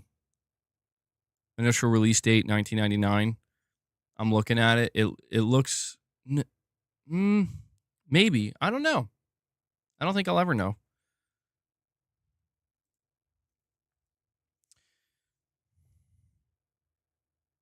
It's possible, man. Saying we might get more Xbox port announcements at next week's State of Play. I mean, we could, but I'm not really anticipating that. The reason why I don't think that's going to happen is because we're seeing Microsoft announce these games just randomly on Twitter. You know, they're just announcing them spontaneously. So I don't. To me, that reads as don't expect them at events, just expect them anytime, really. But you never know.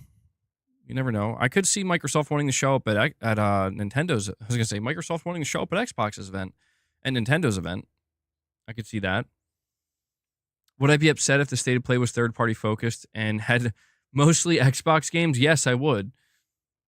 I would, because I would be like, this feels like the opposite of a State of Play. The State of Play is supposed to be. I mean, it would be fine if Microsoft showed up. I wouldn't have a problem with that. But if Sony was like, yeah, because of this, we're just not going to show any of our games, I'd be like, no way. I'd be like, no way. This is turning out to be a curse. How could you do this?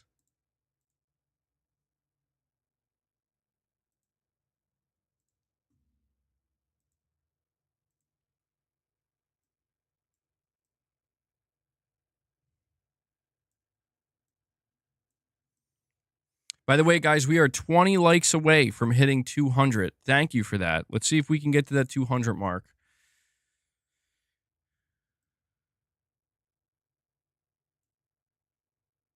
It's going to be an undercover Xbox Direct. How's my wife feeling? Mrs. MBG is still sick. She's getting better, but she's still under the weather. Appreciate you asking. Hopefully she'll be much better tomorrow. What are my thoughts on the Steam console? Yeah, there's more rumors apparently going around that Steam or Valve is going to make a Steam console, and my thoughts on it are very interesting if they decide to do that. I'm not sure that I would expect it to do that well. Like, the question that I think people would ask is, if Valve makes a Steam console, is this going to be positioned to compete? Like, I mean, earnestly compete against the PlayStation 5 or even the Xbox or the Switch 2? I'm going to say probably not. Maybe I'm wrong about that, but I'm going to say it's probably going to be treated kind of like the way Valve handles the Steam Deck, which is the Steam Deck is not out here to rival the Switch or compete with any, it's just trying to do its own thing. It's just like, here you go. If it can just find a small audience that likes it, small to medium audience, then we're happy to support it. I think they'll treat a home console the exact same way. Yeah, it'll be more additive, I think. And I would welcome that. I mean, having more, it would be, I don't know if I want to use the word competition, but just having more options in the console space, I think just automatically makes things more interesting, for sure. So I would welcome a Steam console, and I would be very interested to see like how powerful it would be, what the price point would be, who exactly it's targeting, and how people would respond to it. Would there, be an overwhelmingly positive response? Would it be just kind of in the middle? But after seeing the success that they found with Steam Deck, because again, the Steam Deck is not competing. It's not competing with the Switch or anything like that, but it's still doing well. Guys, okay, I see people asking about the trailer leak. Guys, Lost Soul aside, okay, an insider has come out and revealed that Lost Soul aside, there is a new trailer right now sitting on YouTube. I'm assuming on the official PlayStation YouTube channel. It's privated, and we're going to be getting that trailer I don't think it's going to be today, but next week, probably during a State of Play.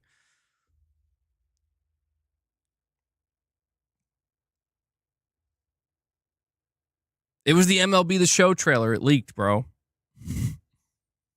I know that's not the most exciting trailer that I know people were maybe hoping for, like, oh my God, did the God of War trailer leak? Nothing like that. No, nothing that substantial. But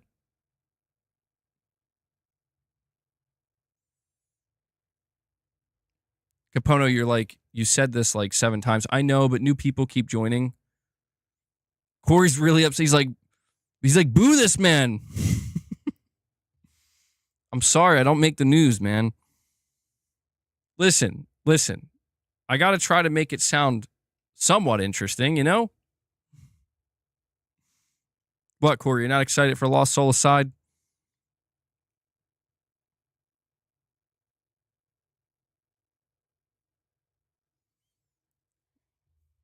You think the title is bait? Do you think I should change it? I didn't think it was clickbait. I mean, I put a question mark. If you put a question mark, does it really count as clickbait? Well, my intention was not to clickbait, if that makes you guys feel any better. Yeah, I guess when the stream's done, I could change it up. It's not that big of a deal.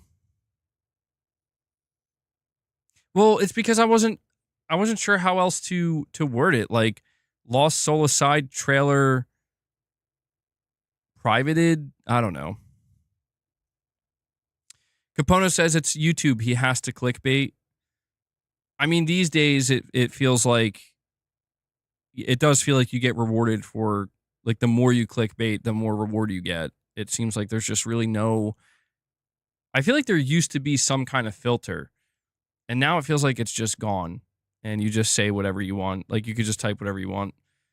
And it's just like, yeah, sure, whatever. As long as I don't lie in the title. Yeah, tomorrow's stream. Bloodborne 2 leaked! Exclamation point. You come in and we're just talking about, like, we're talking about some random Army Men RTS game that I played when I was a kid.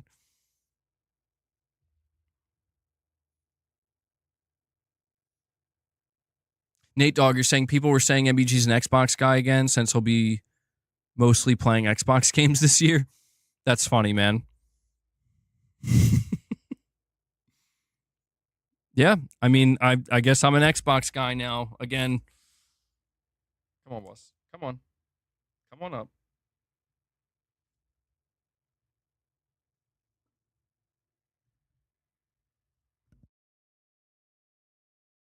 Hey guys, it's Boss here again, Meow.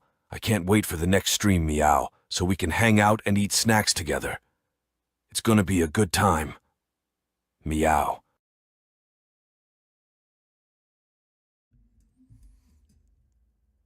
You may feel clickbaited, but can you really say you were clickbaited after that?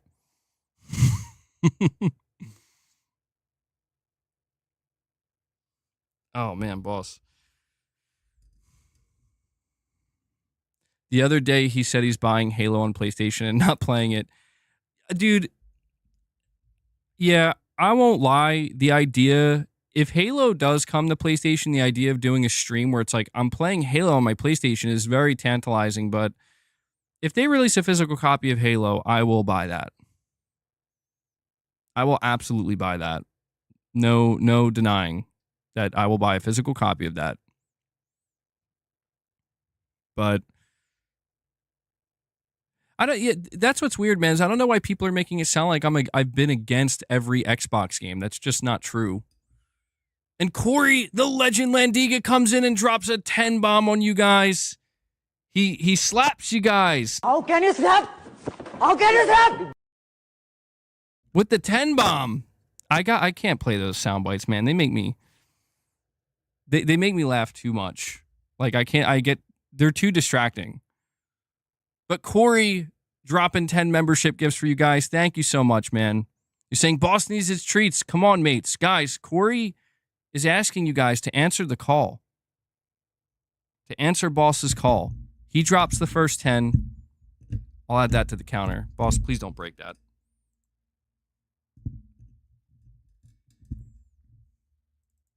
He's trying to eat my mic. Okay, you're gonna break that. You're gonna break it. Chill. Okay. You go wait. You go wait patiently. Sorry, just give me a moment, Corey. I'm gonna add your gifts to the You have plastic in your mouth?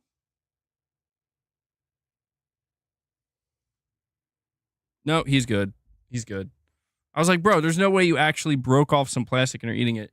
And Hellbound 1981 coming in with another 5 bomb. Bringing us to 15. Guys, one more 10 bomb and we can feed the beast. Come on, Corey's asking you guys. You got to help him out here. You got to help him out here. Boss is like, please. Whoa.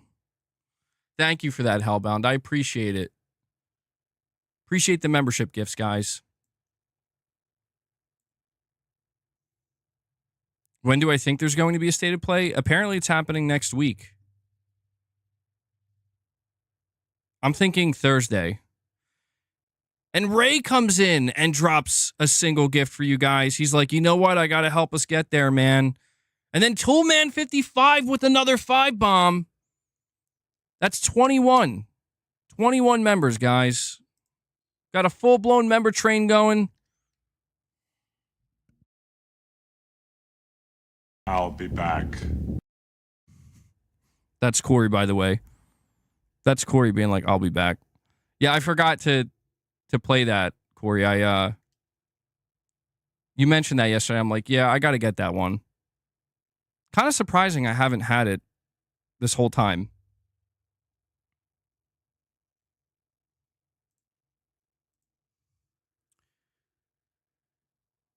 All right, chill, boss. Chill. We're almost there.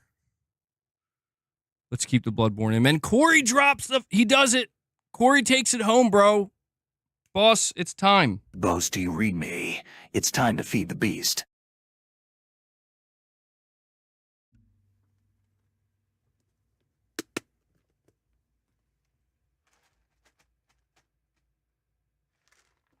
Thank you guys so much. Corey, thank you for taking it home, man.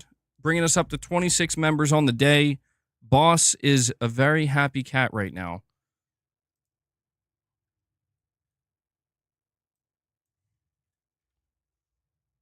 We'll continue our conversation. I just want to make sure I update this for you guys.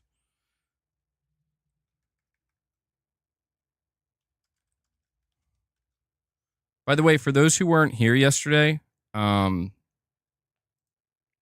we did hit 50 members, and the goal for when we hit 50 members is to do reps. And I forgot to bring up my dumbbells, so I actually used the DualSense controllers. And I think I did like 75 reps or something.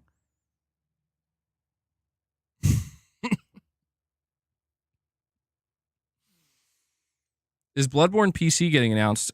I mean, I don't think so. No. I don't think Bloodborne PC is going to get announced. Michael's in the chat saying pathetic. Wait, Michael, what's pathetic? MRPD, there will be a members lounge today, by the way. I keep forgetting to mention that at the beginning of my streams. We are doing a members lounge after this stream. So if you are a channel member, stay tuned once this stream ends. If you just got gifted a membership, come to today's members lounge, check out previous episodes, or go check out previous episodes of Morning with the Misses. We are going to be doing, as long as Mrs. MBG is well rested and not sick anymore, we're still going to do a Morning with the Misses this Friday, 10 a.m. That's the time I try to shoot for. Only 69 curls. Yeah, I should have done 69. Bro, you know what's funny? I was doing reps with the DualSense controllers yesterday, and at first it was funny, but by the time you get to like the 50th rep or something, or like the 40th or 50th rep, you start to feel it. I'm like, these things are, what, how much does a DualSense weigh? Like 1 pound, pound and a half or something like that.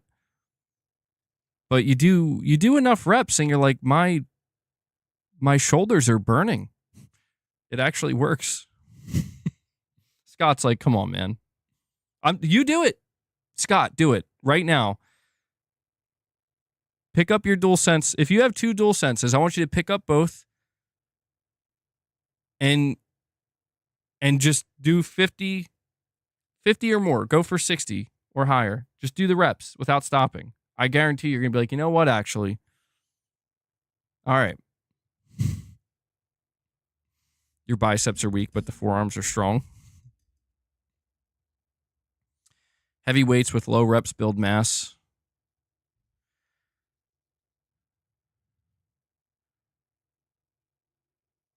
I mean, I don't know.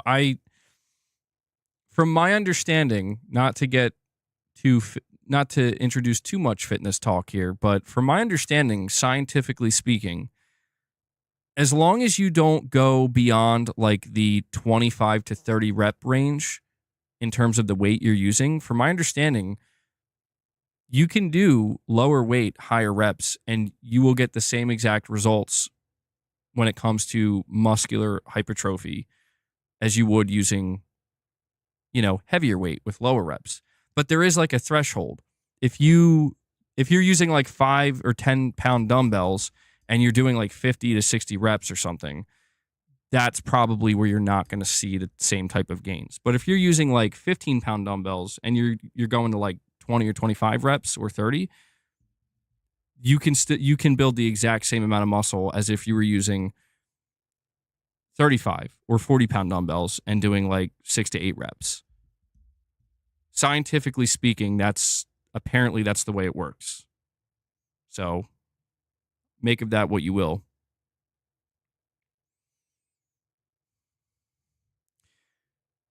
Time under tension. Yeah, pretty much. There you go. Wes, you got it. Reps versus weight means 0 for building muscle. Exactly. Yeah, time under tension, I think, is the... I used to watch all these YouTube channels kind of going deep into the science of it, but then it got too overwhelming, and I'm like, I'm just going to lift things up and put them down, see what happens. Michael Wernath is asking MRPD for some help with hip thrusts. Okay, well, of all the exercises, yeah, he needs a spot. He needs a spot, MRPD. Anyway, it's getting weird in here. Titus says high weight, low reps causes micro tears in your muscles. Then they are repaired using your body's available protein and BCAA.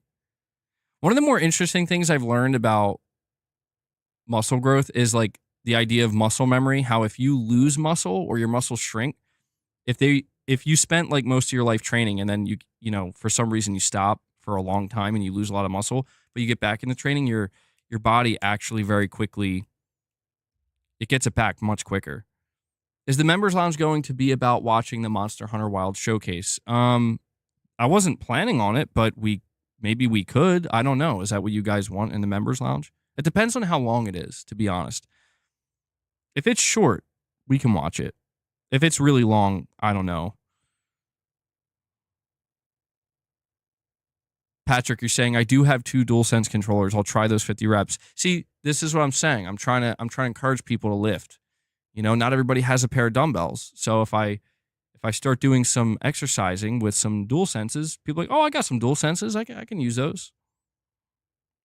It's about 20 minutes. All right, yeah, maybe we can. I'll have to think about it. It's 35 minutes. I'm getting conflicting.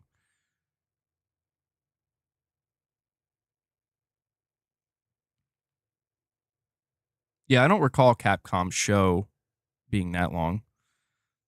Yeah, that's my goal, Corey. I gotta motivate people, Gotta motivate people. Sometimes you just gotta use what you have.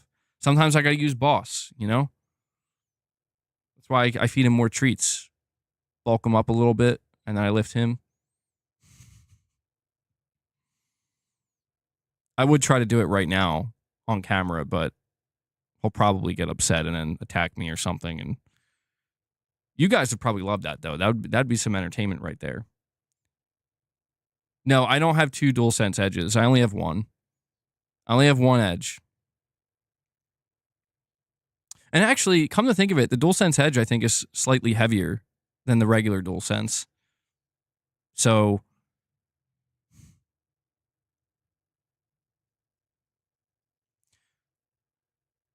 more Onimusha. Oh, yeah, I forgot that a new Onimusha game got announced.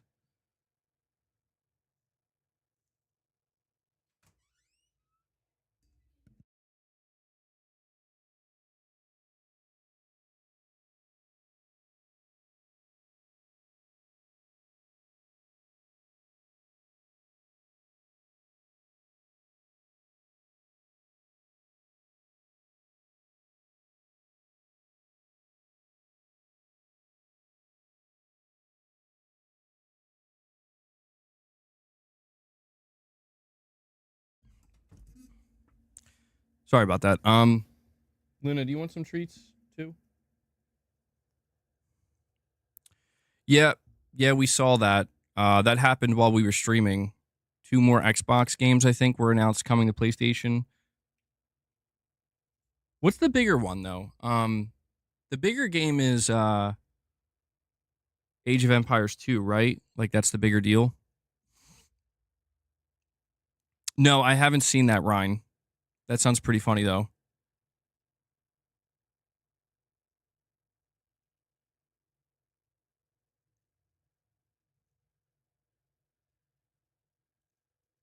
Age of Empires. Age of Empire 4 is out, though. Well, Age of Empire 2, that's, wait, hold on. Unless I misread something. Let me double check.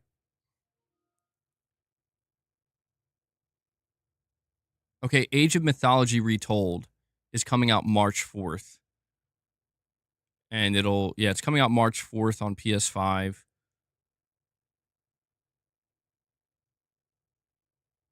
Oh, it's Age of Empires 2 Definitive Edition. My bad. Okay. Yeah.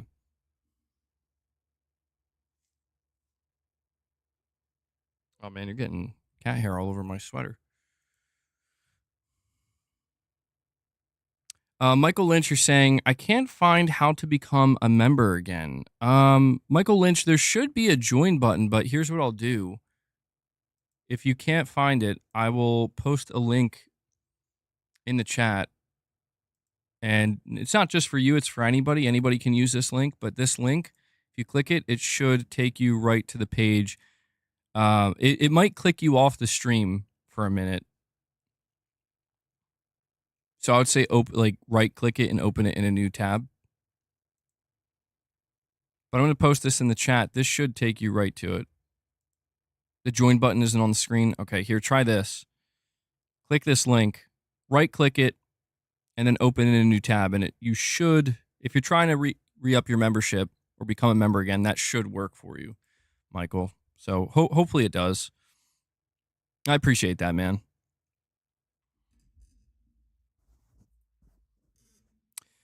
Pharaoh Flame, a member for 12 months, says Showcase will be 35 minutes, apparently. 20 minutes on various Capcom titles, including Monster Hunter.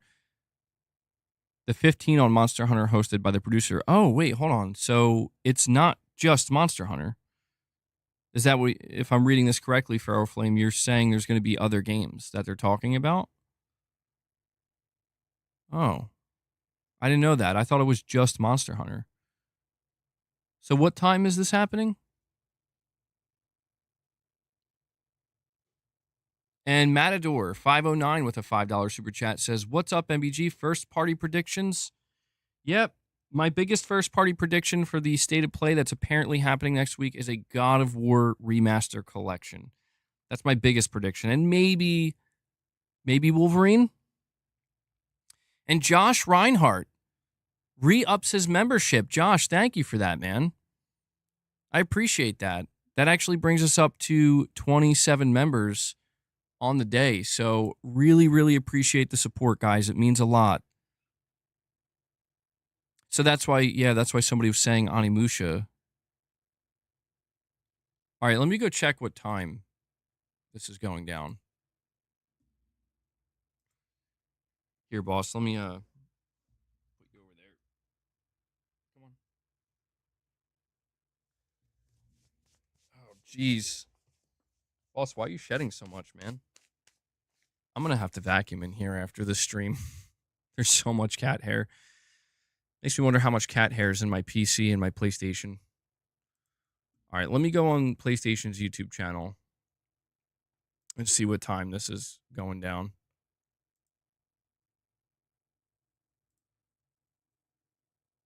Where is it?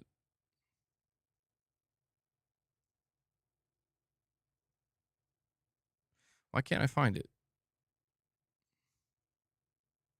All right, maybe I'll just type it in and see if it'll come up. Oh, here it is. Okay, it's because it's under live. So it's happening at 4:20. So that's a couple of hours from now. And Michael Lynch, thank you, bro. I'm glad that worked. I'm glad the link worked. Thank you so much for re-upping your membership. Yeah, Josh and Michael. Like I say, guys, those who are gifting memberships, very critical to the support of the channel, but especially a shout out to those who re-up their memberships. A lot of you guys who are gifting memberships are also paying for your memberships each month, and I very, very much appreciate that. That type of support goes a long way in allowing me to do what I do here. So, Michael, thank you for that. Josh, same with you, man. Yeah, it says it's going live, for me anyway, 4:20 Eastern. So I would have to be streaming pretty long today to do that.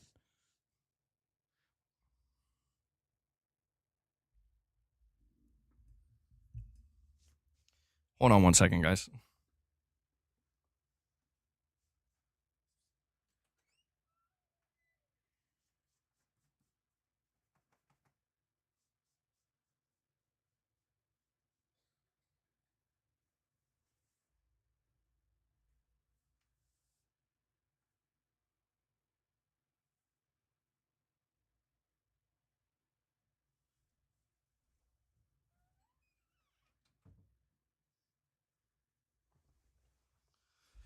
All right.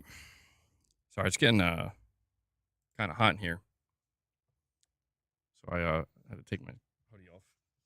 And Luna wanted to get out too.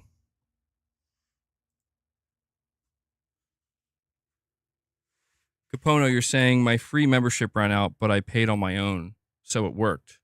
Yes, it did, actually. Hold on.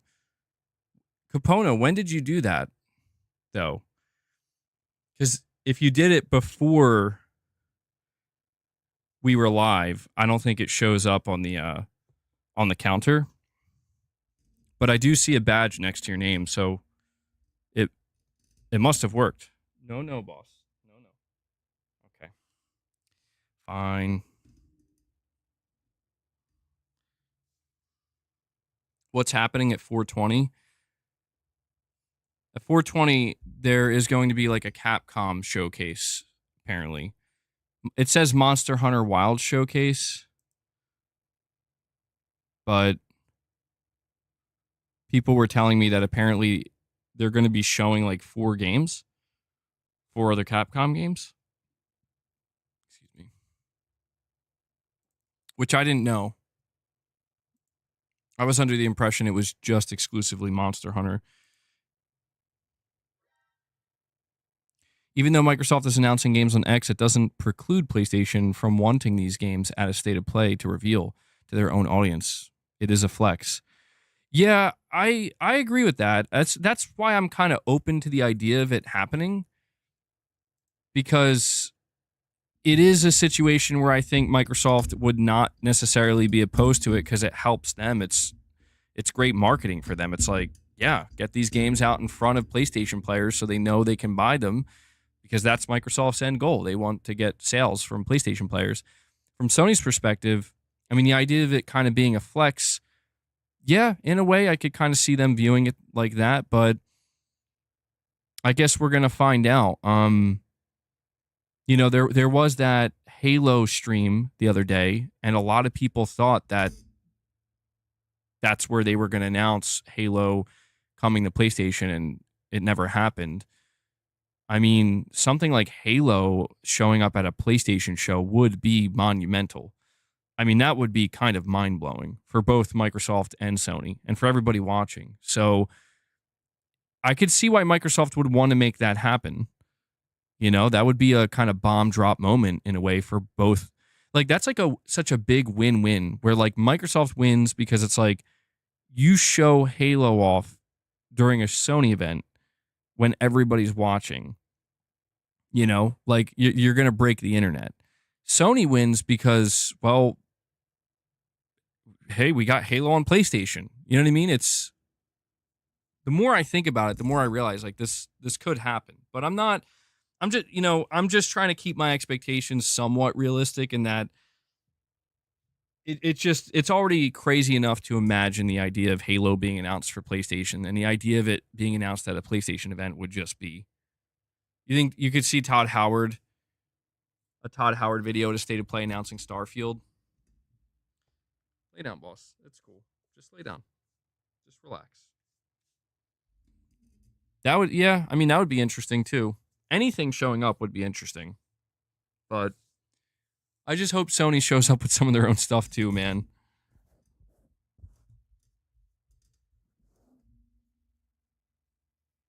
What else do I speculate will be shown at 420?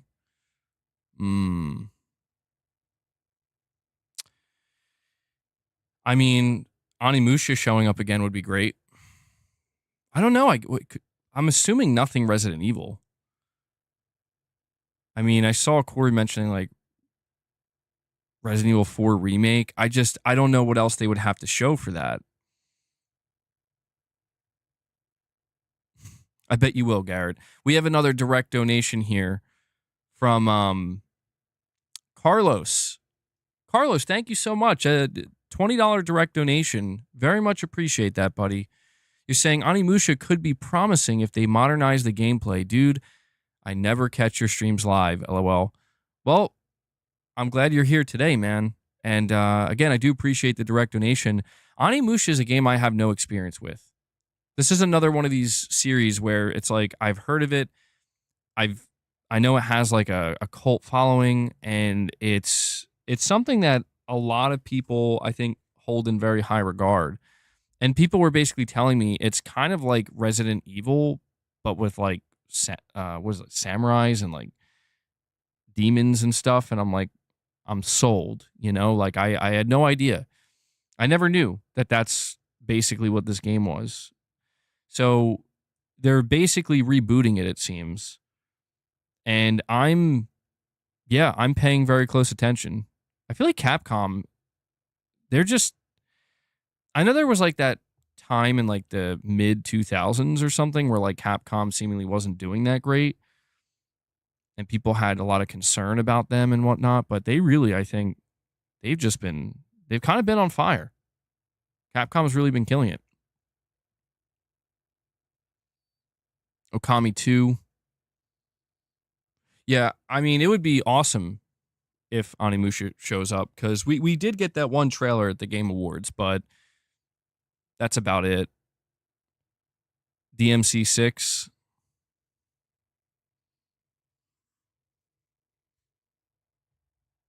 Early 2010s, ever since Monster Hunter World, Capcom has been on the up and up.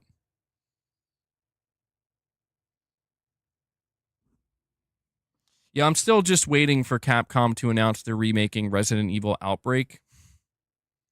It's kind of funny because I feel like they remake pretty much everything else.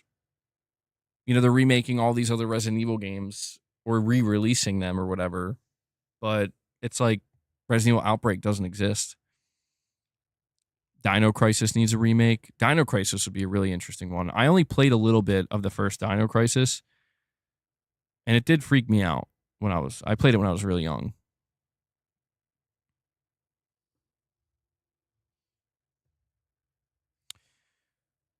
I know that there's a lot of people who would want a Dino Crisis remake.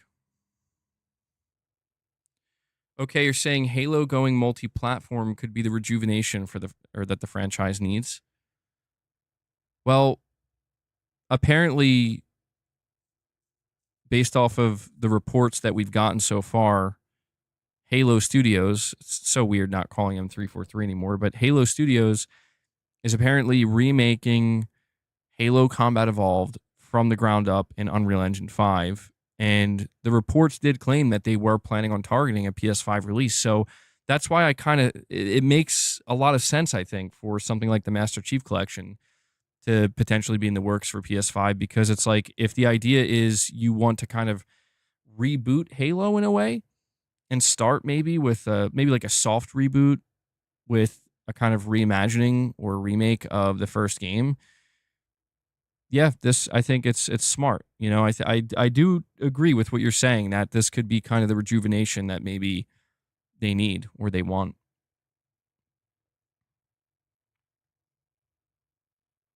Halo 1 and 2 were already remastered. Yeah, but it seems like they're doing like, I do almost wonder if they're doing like a kind of reimagining in a way. Potentially. But I don't know. It seems like Microsoft was not able to kind of keep Halo as relevant as maybe they would have liked, but they're clearly not giving up on it, and I think that's wise. I don't see why you would give up on Halo. I mean, it's one of your most prominent franchises. I mean, to a lot of people, Halo is Xbox, so.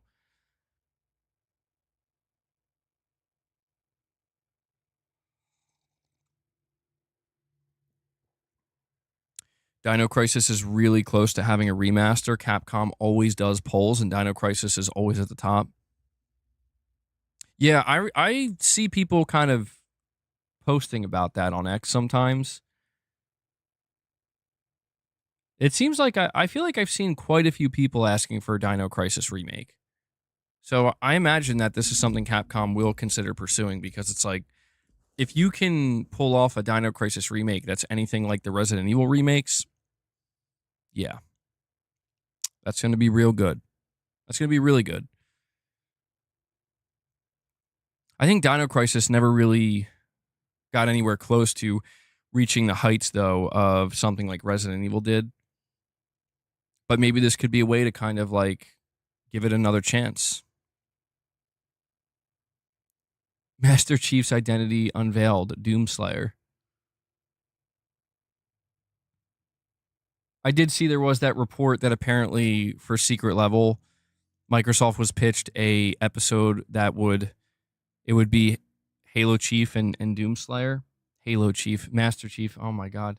Halo Chief. And Doom Man. Master Chief and Doomslayer together, but Microsoft was like, nah.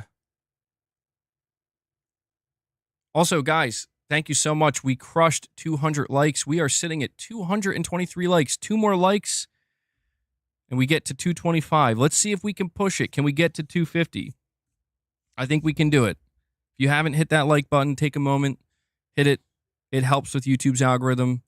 Get new people in here. Grow the community. Welcome new people aboard.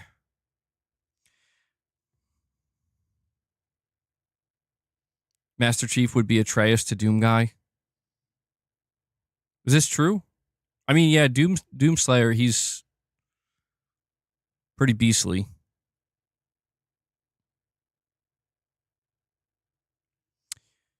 El Unico, you're saying just recently beat Halo 1, Gears 1, and Fable 2. Now I'm working on their sequels. That's cool, man. Oh, yeah, we did it. We hit 232 likes. Thank you, guys. Doom Guy is Kratos. Confirmed. Well, I still feel like there's something a little bit strange going on in the games industry in 2025, man. Just slightly. I feel like you can still feel the shadow of GTA 6 just kind of looming over this year. And it seems like there's really so much going on. I saw somebody earlier. I wasn't able to read their chat. I think it was It's Beast Mode. And he was saying that, man, there's like so much coming out this year. Like he's eating good with this PS5 Pro. And I'm like, yeah, I get that sense too, but I still feel like you can kind of tell, like everybody, every game publisher and every game developers, there's just this kind of nervousness. You can kind of feel it in the air. GTA 6 is holding everyone hostage. It really feels like it. It really does feel like it. And Rockstar's not budging, man. That's the interesting thing. Take-Two Interactive nor Rockstar, neither of them are making it clear when they're planning on doing anything. And so it's kind of fascinating watching the industry squirm a little bit, I guess, if you want to put it that way. Everybody just wants that release date, man. You don't know about GTA being in 2025 anymore? Like, when would be an appropriate time for them? When's their earnings report? I'm actually not sure when Take-Two, when their next earnings report is. Let me look that up.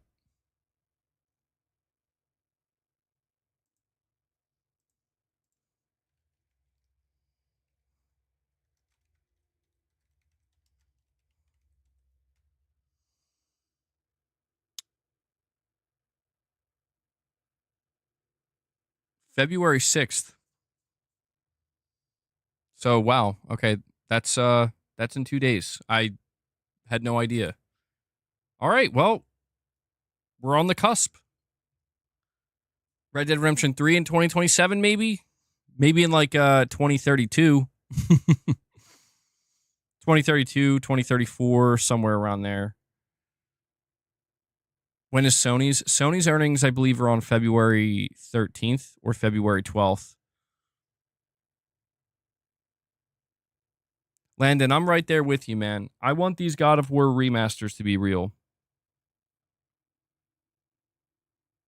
No. No way. Ahoy, Tyler. Media Molecule no longer working on a new IP and changing into a support studio via Push Square? What?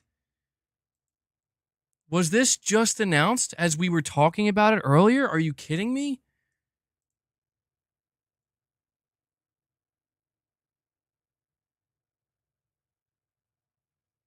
Oh my God. Oh, no, no, no. Hold on. Whoa. Pump the brakes.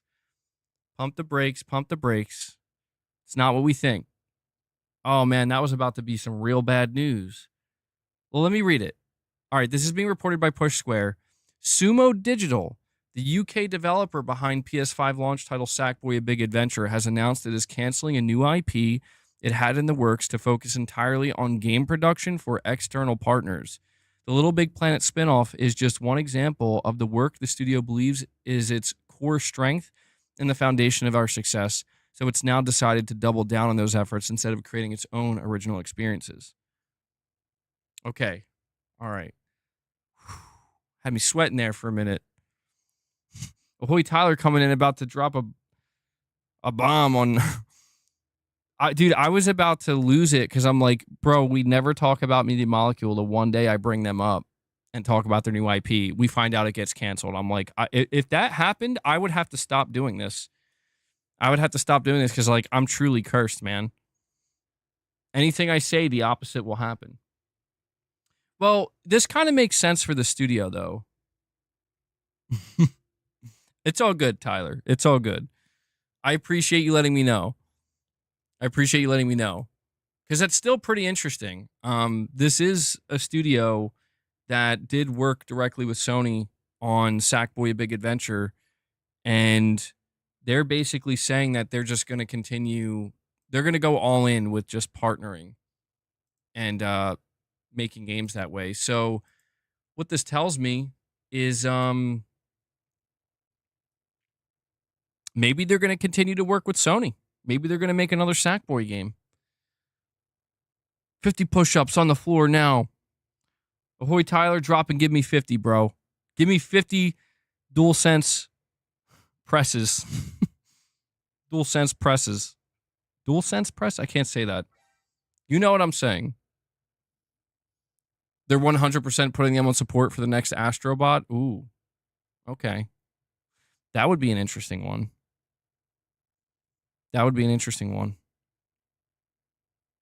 Maybe they're gonna. Maybe Sony will give them like a game to remaster. You know, we were thinking maybe it's just Nixus that has to do remasters. Maybe it doesn't have to just be Nixus. We have another direct donation from Carlos once again. A $6 donation. Thank you for that, Carlos. You're saying I'm Matador 509, by the way. Oh, okay. Yeah, sometimes the names are different. Like I know Moonshot is Josh in the chat. So Carlos Matador 509. Appreciate you letting me know. And you're saying Capcom is easily my favorite company. Yeah, dude. Capcom, I mean, they're like, I try to think like what are some negatives of Capcom? I'm like, I don't know. There's like nothing about them these days that makes me just immediately think like, oh, this is a problem or they need to clean this up or do better here. I don't know. That's just not, when I just think of Capcom, I just think, yeah, they're solid, man. Like through and through, all around. They're solid. To be fair, though, I don't play every single thing they put out, but everything I play from Capcom. I mean,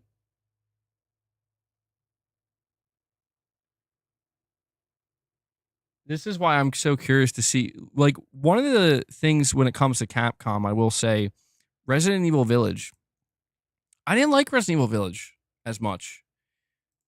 It wasn't a bad game. I couldn't get into it, really. Like, I feel like Resident Evil 7, I got, oh yeah, that's true, Exoprimal. I forgot about that. Okay, well, yeah, that was a disaster.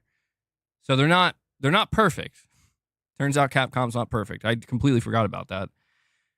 Resident Evil 7 was really, really interesting because of how vastly different it was compared to every other Resident Evil. And I really enjoyed Resident Evil 7. And I really enjoyed this kind of like, they're going all in with the horror. But man, Resident Evil Village, I just couldn't get into deep enough because I'm just like, I don't know. It's just really starting to feel like this is not Resident Evil to me. I'm really, really interested in seeing what they do with Resident Evil 9 because I kind of have this hope that they go back a little bit, you know? Like maybe less stuff like vampires and werewolves. And yeah, I don't want them to go back to like Resident Evil 6. I don't want them to go full Resident Evil 8. I don't know. I'm hoping that like the rumors we heard about Resident Evil 9, I don't know if they're going to be true or not, but the rumors we heard was that it's going to be set on an island, an Asian island, where you play as Leon, and it's going to have a focus on like Japanese horror elements. And I'm like, holy shit, that sounds incredible. But I don't know, man. We still got to just remain patient. I do think, yeah, the one thing that seems sure about Resident Evil 9 is it's going to star Leon, though. Leon is pretty badass. Yeah, I've always liked Leon. I always liked Leon even from Resident Evil 2, even when he was a rookie. The DLC was whack. Yeah, I didn't even play it, dude. I watched some videos on it, and I'm like, I don't know. I don't think Resident Evil 8 was bad. It's not a bad game at all. It's still a very, very good game. It's just for me, it just didn't feel very much like Resident Evil as I have come to know it. 7 was like such a massive shift, but I feel like with 8, they really kind of were like, let's take it further. And I'm like, I don't know. I'm kind of ready. I want to go back to for me, Resident Evil 4 is still the peak. I know for some people it's Resident Evil 5, but for me, Resident Evil 4 is still the peak. The classic Resident Evil games, though, RE2, it feels like it's kind of a tie sometimes, you know?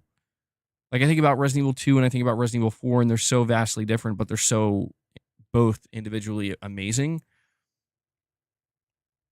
But I wouldn't mind if they want to kind of go back a little bit to Resident Evil 4 type,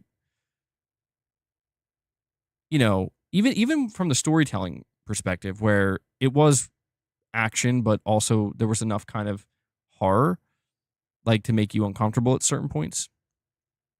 You know what I would love to see? Here's what I'd love to see. You ready? I would love to see Resident Evil 9 basically be like, all right, we're kind of going to take a lot of what made Resident Evil 4 great, but make it even more scary. Like try to make it as scary as possible with like Resident Evil 4 gameplay. You're playing as Leon again. I feel like when you played Resident Evil 4 Remake, it did a pretty good job of like definitely making certain things scarier in that game. But I would just love to see them go full on horror and try their best to maintain that kind of. See, that's the tough part though, is because like you can't go too action oriented. Saying that's the Evil Within. The Evil Within was good, dude.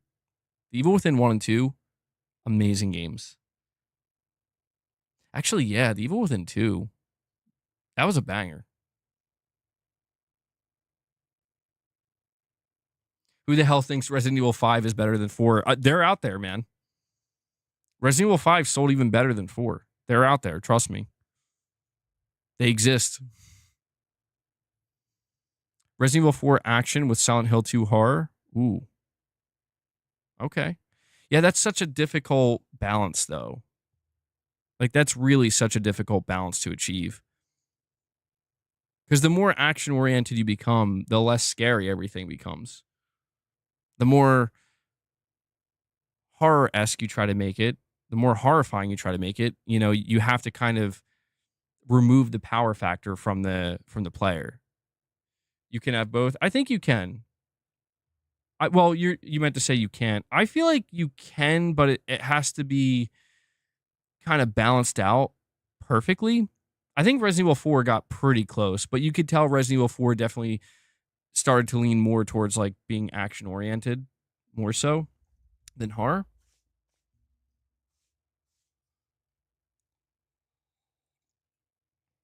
Either way though, man, I hope Resident Evil 9 ends up being amazing. I'm sure it will. Truthfully, I just hope it's very different from Resident Evil 8. Also, please, like, they added a third-person mode to Resident Evil 8, but I just hope from the start, I want Resident Evil to go back to third person. First person's fine, but to me, Resident Evil will always be third person. I thought it was very cool that they added third-person mode to Resident Evil 8. but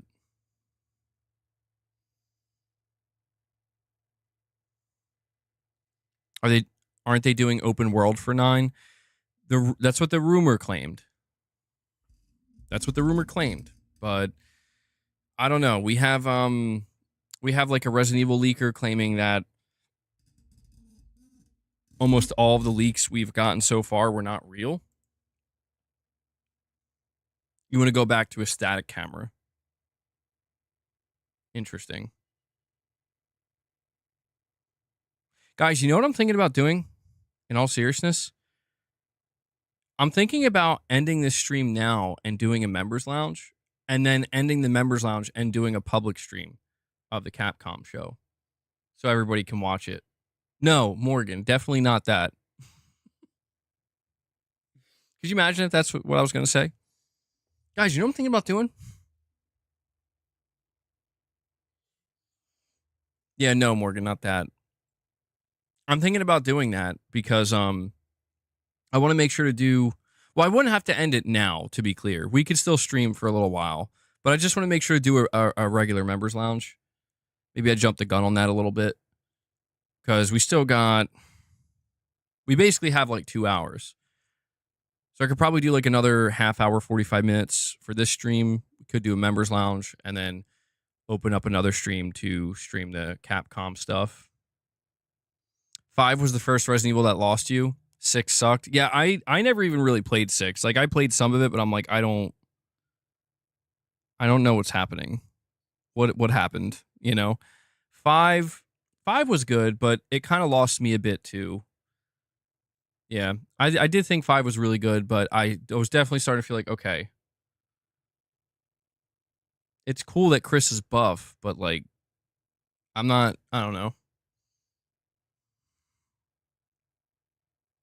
Why is there no cat super sticker? There isn't?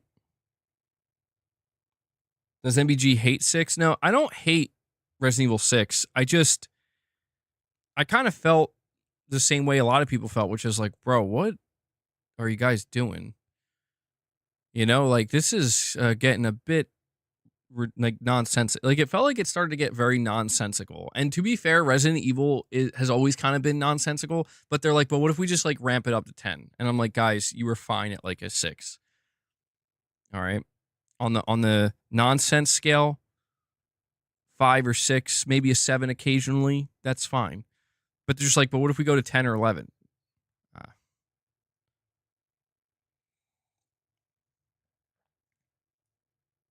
That's true. Morgan, you're saying you think you're one of the few that actually liked 5. You thought it was fun being able to play with your friend, and it made it a lot better. Yeah, there is the co-op experience. Yeah, being able to... Dude, they went full Fast and Furious. Never go full Fast and Furious. Being able to play games cooperatively with your friends absolutely changes the experience. Corey, you're heading out now, man. All right, dude. Really appreciate you stopping by and all the membership gifts you've been dropping. It really has been helping out the channel and the community. So appreciate you hanging out, man. Enjoy the rest of your day. Hope to see you again soon. And El Unico, thank you so much, by the way, for the super sticker of a dog, not a cat. I guess they only have a dog. I appreciate that, El Unico. Wait, before Corey goes, which one is it?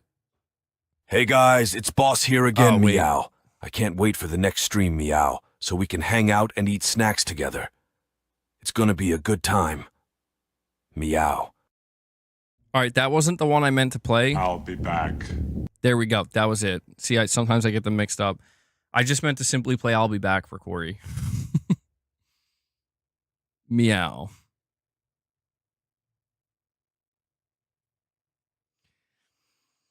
I'll be back. Meow.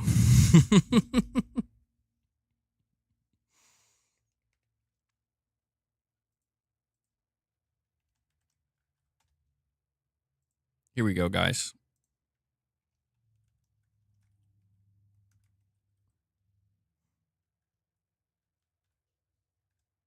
Here you go.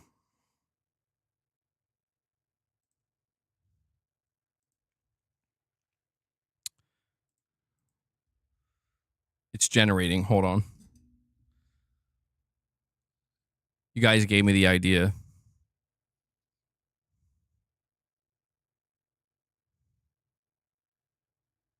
It's taking forever. Why is it taking? It's really taking forever, man.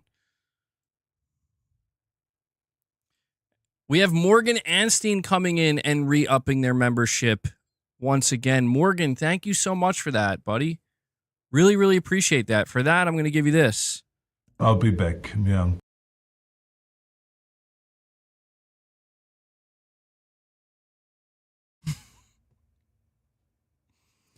Bro, why did he say it like that? Did that come through? I hope that came through. I'll be back, meow.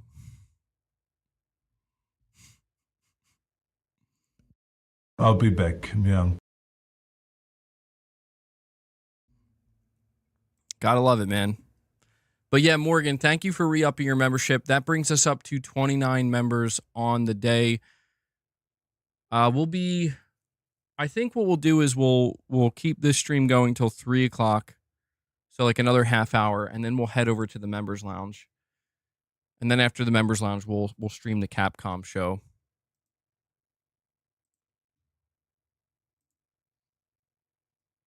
Let me bring my chat back up. Bro sounds down. Yeah, I don't know. I don't know what's up with that AI. I don't know why he sounds so down.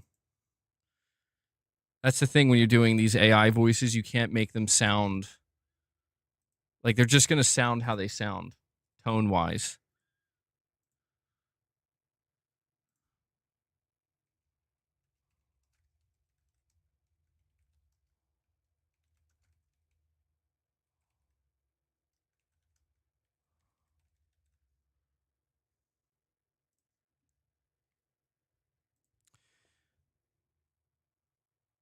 You got me saying goodbye 30 minutes early. No goodbye yet.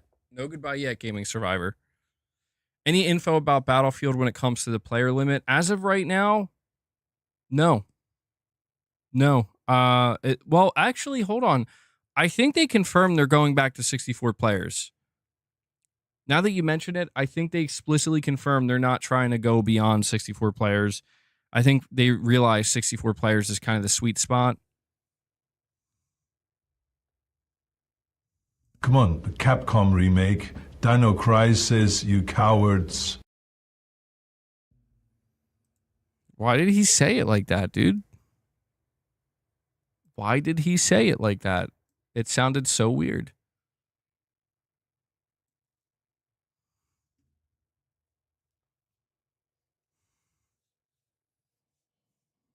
Interstellar thoughts? I already gave many thoughts on Interstellar. Oh, wait, you're saying Interstellar. Sorry, I thought you meant Intergalactic.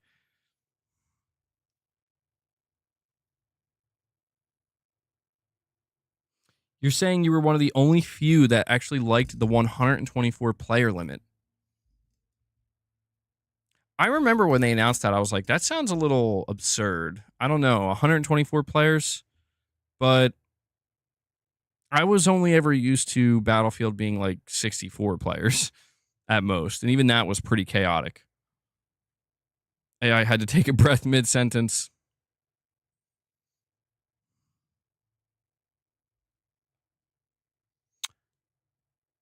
By the way, guys, I see we're just 2 likes away from hitting 250 likes. Thank you for that. You guys are doing it. You're doing it. You're really doing it. That's good to see. We do have something else here that you guys might find interesting. So Jason Schreier. Is there a screaming TTS? No, I don't think there is. Jason Schreier on his Blue Sky account quote tweeted something that Matt Piscatella put out on Blue Sky. Matt Piscatella says Final Fantasy VII Rebirth had a fantastic Steam launch across physical and tracked digital. Final Fantasy VII Rebirth was the best-selling game of the week, ending January 25th in the U.S. market in dollar sales. while Final Fantasy VII Remake and Rebirth Twin Pack ranked third. This is from Circana Retail Tracking, aka the NPD. And Jason Schreier actually quote tweeted this, and I'm just curious what you guys think of this. Jason Schreier said 2 takeaways here. Number 1, Steam has become a bright spot for many game makers as console sales have flattened. Number 2, console exclusives will become obsolete soon, especially for third-party publishers. What do you guys think of what Jason Schreier's saying there? Console exclusives becoming obsolete, especially for third-party.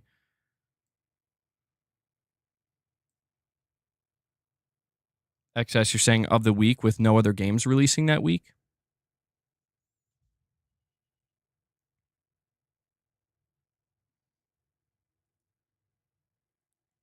Titus, what are you trying to...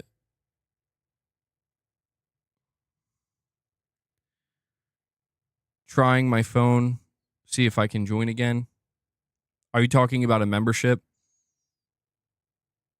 I'm not sure if that's what you're talking about or not, because Michael Lynch was having the same problem earlier. MRP, do you think it's fear-mongering? Saying he's good at finding sources, but not at making predictions. El Unico, you're saying he sounds like an X-bot.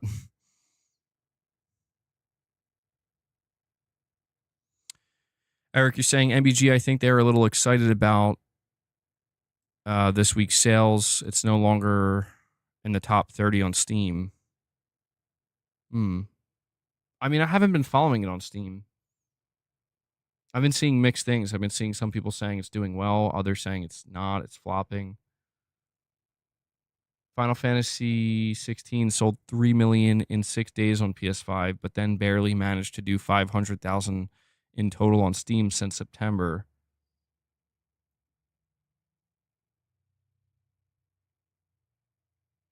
Yeah, I'm not sure that I fully agree with Jason Schreier. I agree in the sense of what he says about third parties. I think that could be true. It depends. I think that if you're talking about big AAA games developed by third-party developers, I think there's a greater need to be able to really,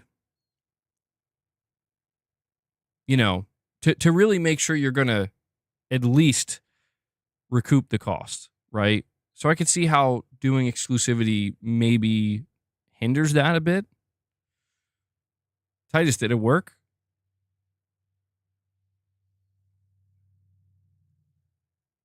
Yeah, I see a membership badge now. Did it actually work?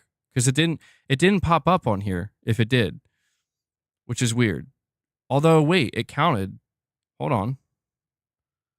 Yeah. It says now we're at 30 members. On my end, it says 30 members. But for some reason, it didn't pop. So I will add that. Thank you, Titus. Saying it worked, MBG. I did it on a new phone I never use. Seems Android likes you. Well, I appreciate that, Titus. Yeah, it did. I can confirm it worked because my member counter on YouTube Studio went up. It just didn't pop up in the chat for some reason. So, Titus, thank you so much, bro. I appreciate that support.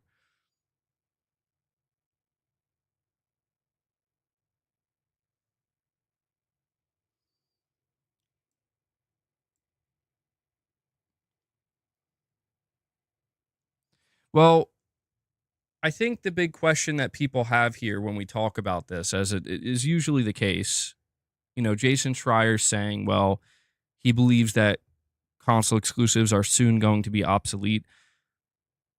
I mean, I guess that would count Sony here, right? There's been a lot of conversation taking place lately about what Sony's going to do in the PC space. And here's the conclusion I've come to. You ready? There's only one way Sony's going to get the answer that they need, and that is by just doing it. And they're going to, if there's going to be a risk, if you choose to go day and date on PC, there's a risk. And that risk is you don't know how people are going to react. You don't know how it's going to affect your console sales. But if it's if it's that important to find out the answer, how many more sales could we get day one on PC?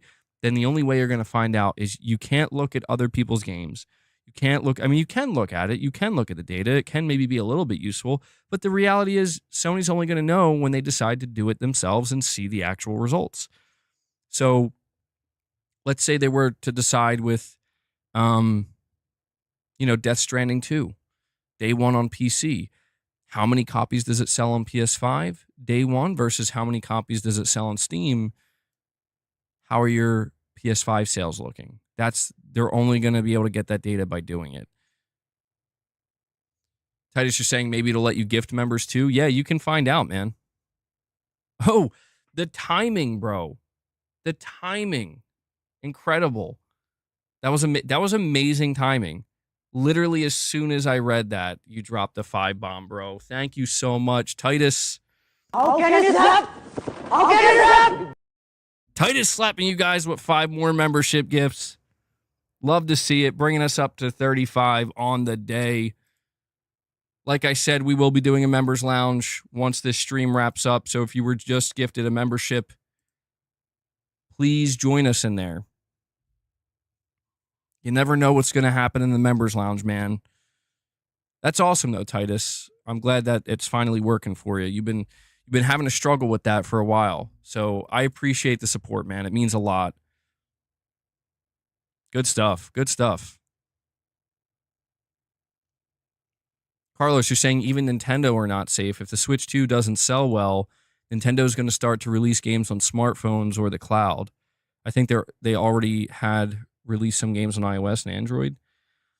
I'll be honest, man, when it comes to evaluating Nintendo, when it comes to this conversation, I don't feel comfortable trying to predict anything except one thing, and that is they're not going to do anything.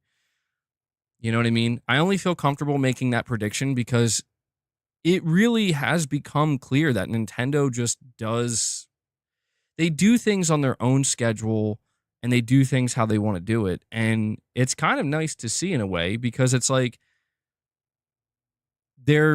it's just nice to kind of see a game company just be like, nah, we're just going to do what we want to do, not necessarily what the industry is potentially dictating or what even, what shareholders are requesting. Digital Dude's about to throw hands in the chat. He's like, MBG, I feel like a damn broken record saying this, but PlayStation, Sony breadwinner. No PlayStation, no Sony. Use logic.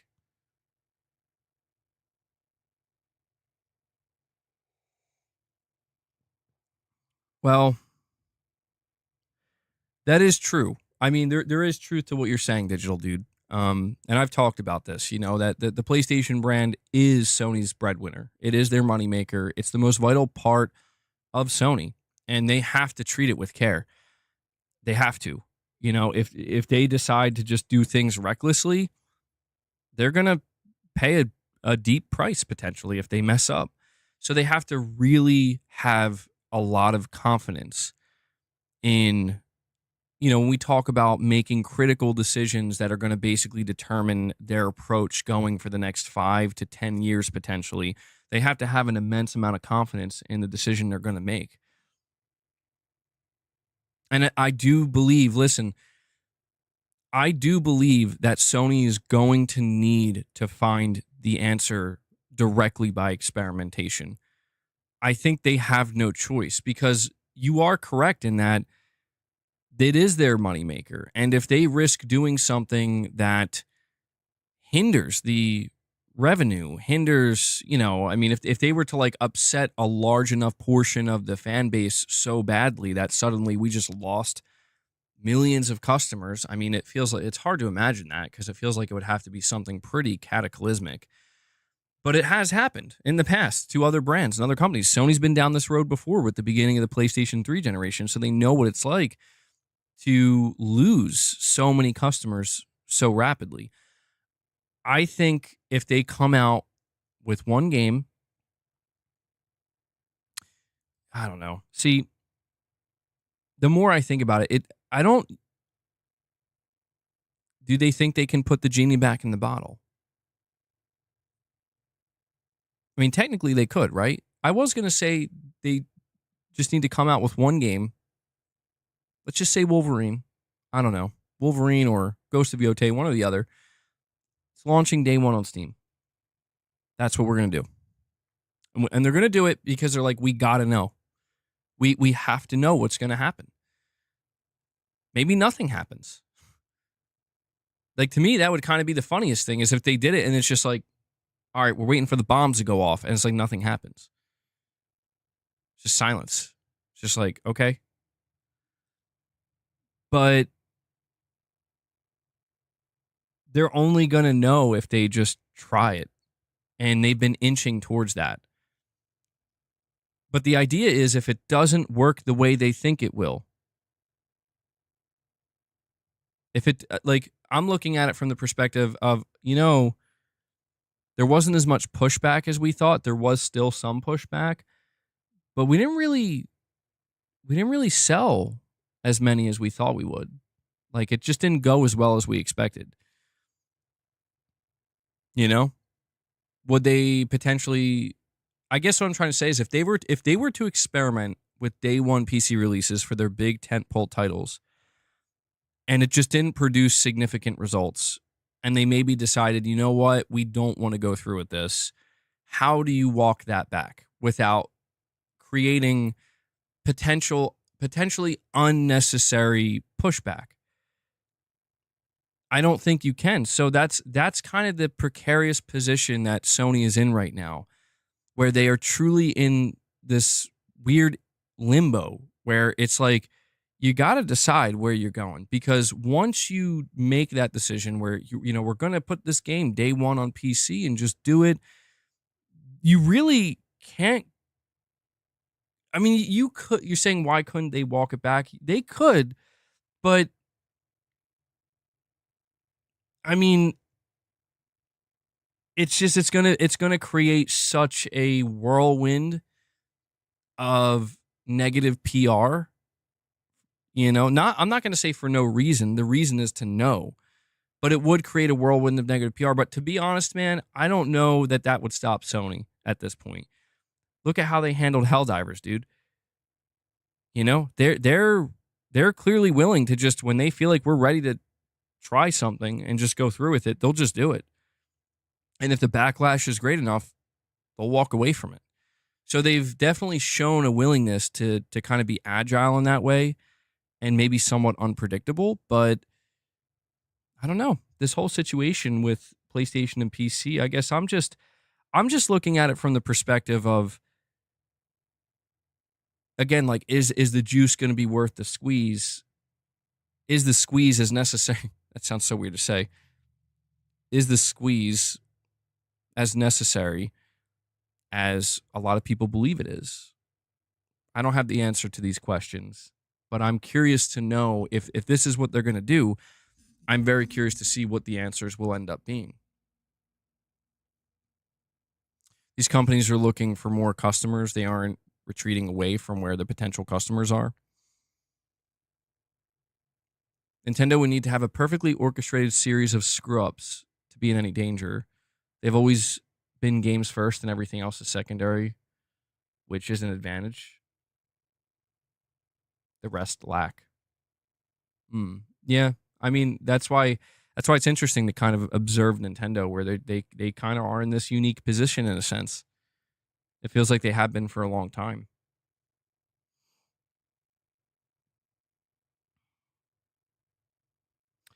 If you're a Sony executive, you won't even mention non-growth, or you get fired, or at least you're betting they get fired. What is it he's squeezing? I guess it would be some kind of fruit to extract as much juice from said fruit as you possibly can. Every last drop. Thank you for your question, Capono. I hope that answers it. PlayStation customers are on PlayStation. PC gamers steal more than they buy PlayStation games. Well, I mean, Sony's the one with that data, right? If that was true, I don't think Sony would go through with something if they saw that data. Like, wow, we're seeing way more people pirating our game than buying it, like way, way more. It's kind of disturbing, Maybe that would make them hesitate, but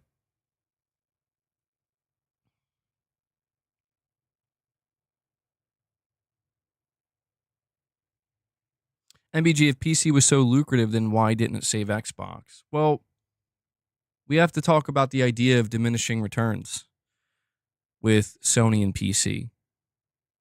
Are we beginning to see diminishing returns? Now, I think there's a wrench that's thrown in here that screws everything up. That wrench is Helldivers 2. I'm telling you, that Helldivers 2 success on PC, I think that alone ensures Sony's never going to just go away from PC, no matter what happens. Because I want you to think about how much money PC players made the PlayStation brand in 2024 based off of one game. And that made such a big difference in that quarterly earnings, dude. But it's like, all right, well, do you expect, like, what's the next game you expect to do that? I think to be honest, I don't think you have any other games that are going to do that. I don't think you have any upcoming games that are going to do anything close to that. I think Sony probably needs to understand that, the success you saw from Helldivers 2 on PC, it's an anomaly. You're not going to see that again. It doesn't mean you can't find some success, but I just can't help but thinking about the fact that it does seem to me that Sony's PC ports, they maybe got off to a really hot start because of the novelty. I talked about this recently because of the novelty of, like, wow, look at that. Horizon Zero Dawn, one of the first PlayStation games ever to come to PC. Look at that. Days Gone, God of War 2018. And I think that in Spider-Man 1, and I think that these games, they struck at a time when it was like, wow, man, look at this. But then you see a lot of their sequels come to PC. And then you see other games outside of those sequels coming to PC. And you see the numbers, and they're just going lower and lower and lower. That's the thing to me that I think is so important to identify, because it tells you something. I think it tells you something important potentially. I don't know if it tells you that you shouldn't pursue PC at all, but I think it does just tell you that there was some level of, like, you got maybe a kind of boost in the beginning because of how fresh and new this was and unexpected.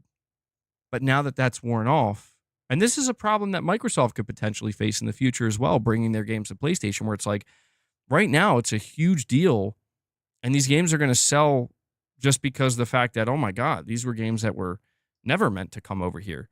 But 3, 4, 5, 6 years from now, when it's just routine,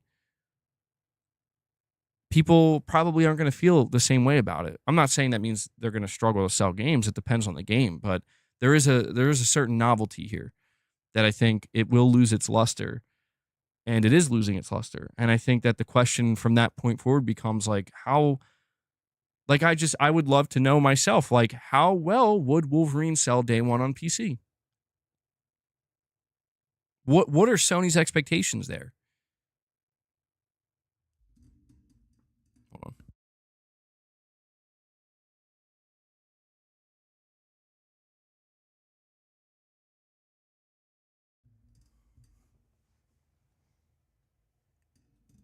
Like, what if Sony were to release Wolverine day one on PC, and by the end of the day, we found out, not the day, but like by the end of it, we realized Horizon Zero Dawn did better on PC than Wolverine did day one.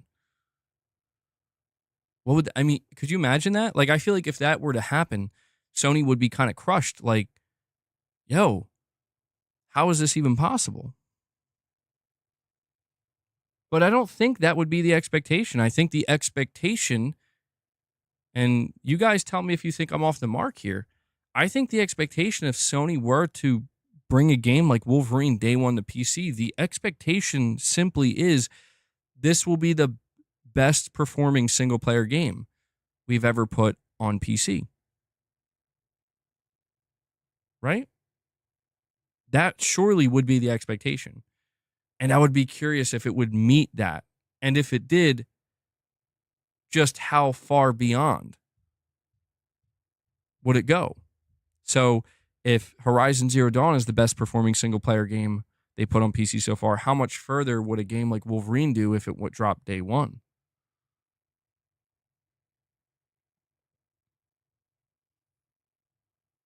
These are the questions that I do believe Sony wants an answer to.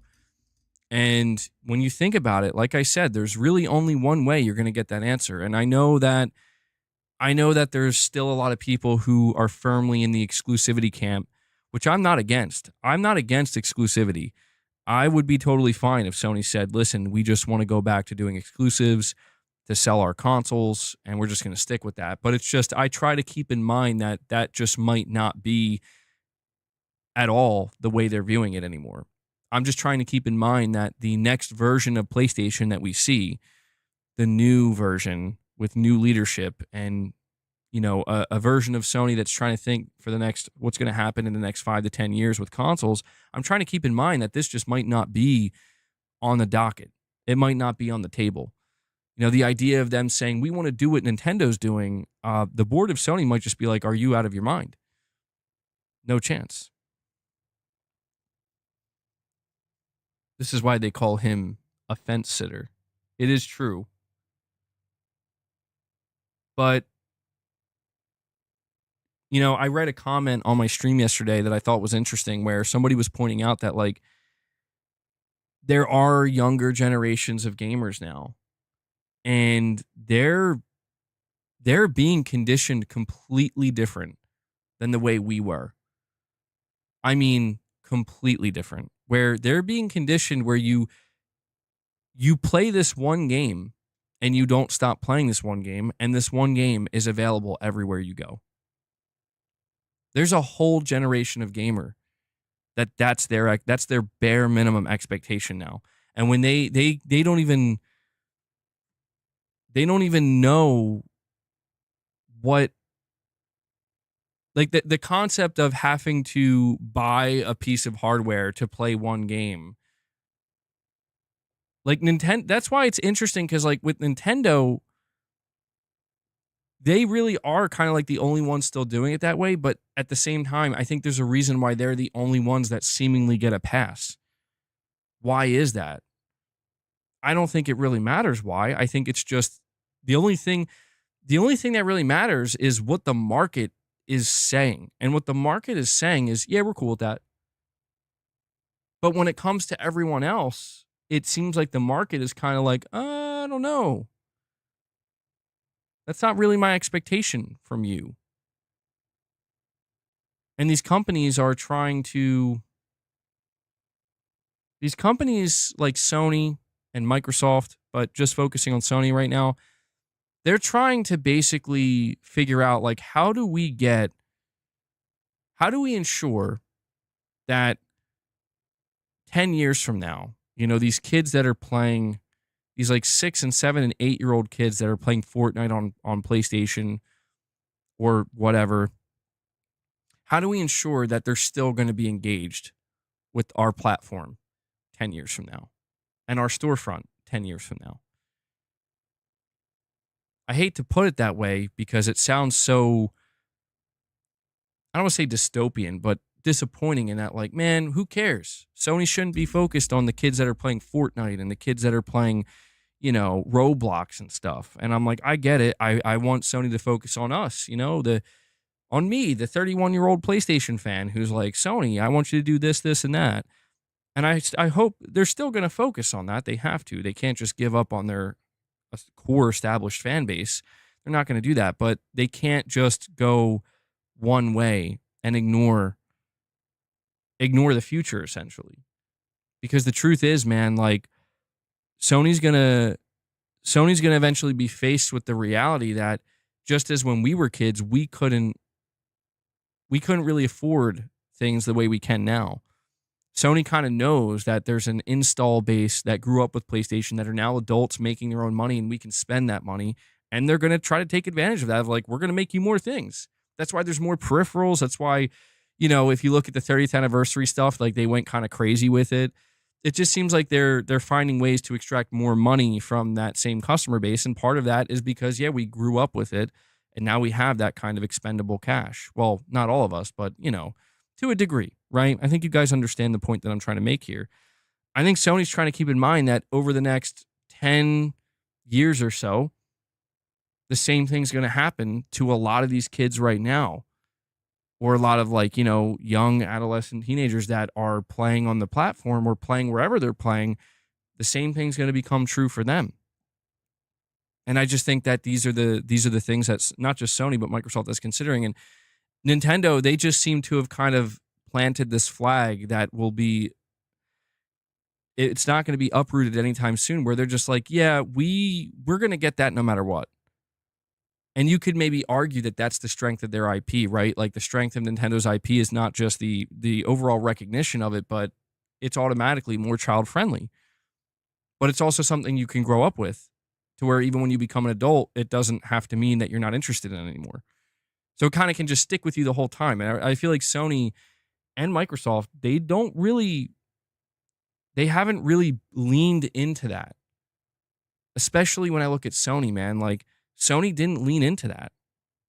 Sony doesn't lean into Crash Bandicoot, They don't really lean into the stuff that they do a little bit, right? I'm not trying to make it sound like they don't do it at all. Like we see with Astrobot, they definitely play the nostalgia card at certain moments, but in terms of like them really trying to hinge a large portion of their business on it, they have not done this. And to be honest, it's kind of funny because you see like a large portion of the PlayStation fan base being like, can you please do that? Like we've gotten to a point where fans are asking them to do it and they're like, nah. They're just not really responding. So it's just interesting to kind of talk through this and kind of think about it. And, I get wrapped up in nonsense sometimes and stuff that I read online and whatnot. But when I really just kind of take a step back and think about my own view of what's happening in the industry and the shifts that are occurring and the changes that are occurring and just how, and this is the biggest thing in just the last 4 years alone, dude. The last 4 years alone, I gotta say, man, like there are people that I see where I don't know that they're in denial, because there are just some people that are straight up, no, I'll just walk away. But there are some people who are in some level of denial where it's like, listen, man, I don't know how you can look at the last 4 years for both Sony PlayStation and Microsoft Xbox, both of them. Everything that went down in just the last 4 years alone, even the last 3, just the last 3 alone. I don't know how anybody could take any type of confidence or have any type of confidence in being able to say, like, I'm pretty sure this is going to happen. Like, I'm certain. Because it's like, dude, so much has happened in such a short period of time. I'm like, I don't know. Anything can happen at any moment, apparently. One moment, Activision Blizzard is an independent company. The next, they're owned by Microsoft. And the next, I'm hearing reports that Halo is coming to PlayStation. 1 minute, I'm seeing Sony throwing the only on PlayStation logo up on games like Ghost of Tsushima and The Last of Us Part 2. And the next moment, they're like, actually, we're going to start bringing these games to PC. It's crazy. Namazu, you're saying, MEG, can you answer this one question? What platform out of PC, Xbox, PlayStation, and Nintendo are you going to get quality games? People aren't going anywhere. Well, see, that's the thing. I do think that at the end of the day, and this is interesting that you bring this up because I asked this question on Twitter. I asked the question, would you still play on PlayStation if there were no more exclusive games? Like, not that Sony isn't making games, but just like they decide to go full third party. And I saw a shocking amount. And I say the word shocking because like sometimes this is where I kind of get wrapped up in certain conversations where like those conversations are not indicative of the wider reach that PlayStation has. I was shocked at how many people were like, yeah, no, I'd still play on PlayStation. There were definitely people saying no. There were definitely people saying they would walk away. There were definitely people saying they would be frustrated, but a lot of people were just like, yeah, dude, I'd probably still play on PlayStation. And that right there is what makes me think, like, if you're Sony and you look at the fact, like, we sold 70 million PS5s, how many people out of that 70 million feel that way versus how many are going to walk away? That's a tantalizing question, man. Difficult one to answer, though. Cleo Pelias, I don't know if I said your name correctly. You're saying sometimes a $200 vacuum is worse than a plain old $10 broom. There will be a backlash against digital games. A $200 vacuum. I love that idea. I love the idea that a $200 vacuum is worse than a plain old $10 broom. It is true sometimes. There will be backlash against digital games. Yeah, I don't want to see a digital only future, man. You guys know at this point. I did see that Mystic Ryan put out a video today covering the topic of Sean Layden talking about whether or not he believes the PlayStation 6 will be discless. And I saw this comment on his video where the person was like, the bottom line is that if any company decides to go digital only, they're going to lose customers. In the grand scheme, it may not be a significant percentage. I think that's the way the comment worded it. It's not going to be a significant percentage, but it's still going to be a lot of customers. So even if you're talking about 5% of people, 8% of people, that number seems small, like only 5%. But when you actually see the amount of people that 5% makes up, like, oh, that's potentially millions of people, or hundreds of thousands of people. Why would you risk just losing that overnight? It's a totally unnecessary thing to do. And I thought that was interesting. No, I don't think it's 90% digital. No, we're not there yet. I think it's 73% or something like that. 73, 78%. The number's climbing. I know that, but gamers get sucked into the minutia and can't see the forest for the trees. The issues in gaming and its future are just a small mirrors of the civilizational issues and trends, the upheaval we all face. Oh, damn. Save it for the members lounge, okay? But guys, when it comes to the whole conversation around PlayStation and PC, it's something we'll continue to monitor. I'll continue to keep you guys updated on any news we hear, and I'll continue to speculate. And, I'm going to be a little bit like this with it because I don't have the answers, At the end of the day, though, and this is where I'll conclude this talk and we will move on to the members lounge. At the end of the day, I try not to lose perspective. And people would ask me, ever since I came back over to play on PlayStation, I've gotten this question for the last 6 or 7 years consistently, from day one all the way till now. And that is, what would it take to make you leave PlayStation or be done with PlayStation or walk away? And my answer has been the same since day one. And that is, the moment they stop producing really great, high quality, big, exciting games, those, the thing that literally brought me to their platform or back to it, the day that they stop doing that is the day that I will likely walk away.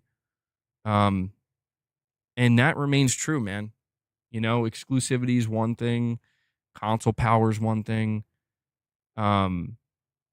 These things, they have a place, and they certainly have a place in these conversations, but it's like, it's like when I talk about you guys, you're saying walk away to where though? Well, see, that's the scary part, man, is that there's a reason why I'm as into PlayStation as I am, because the truth is I would still play third-party games.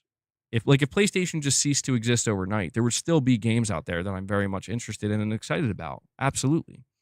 But if PlayStation stopped making these games and just walked away from it, it would genuinely feel like, man, there's a massive, massive gap that, you know, it just exists now. And it inherently just makes me less excited and less interested in gaming.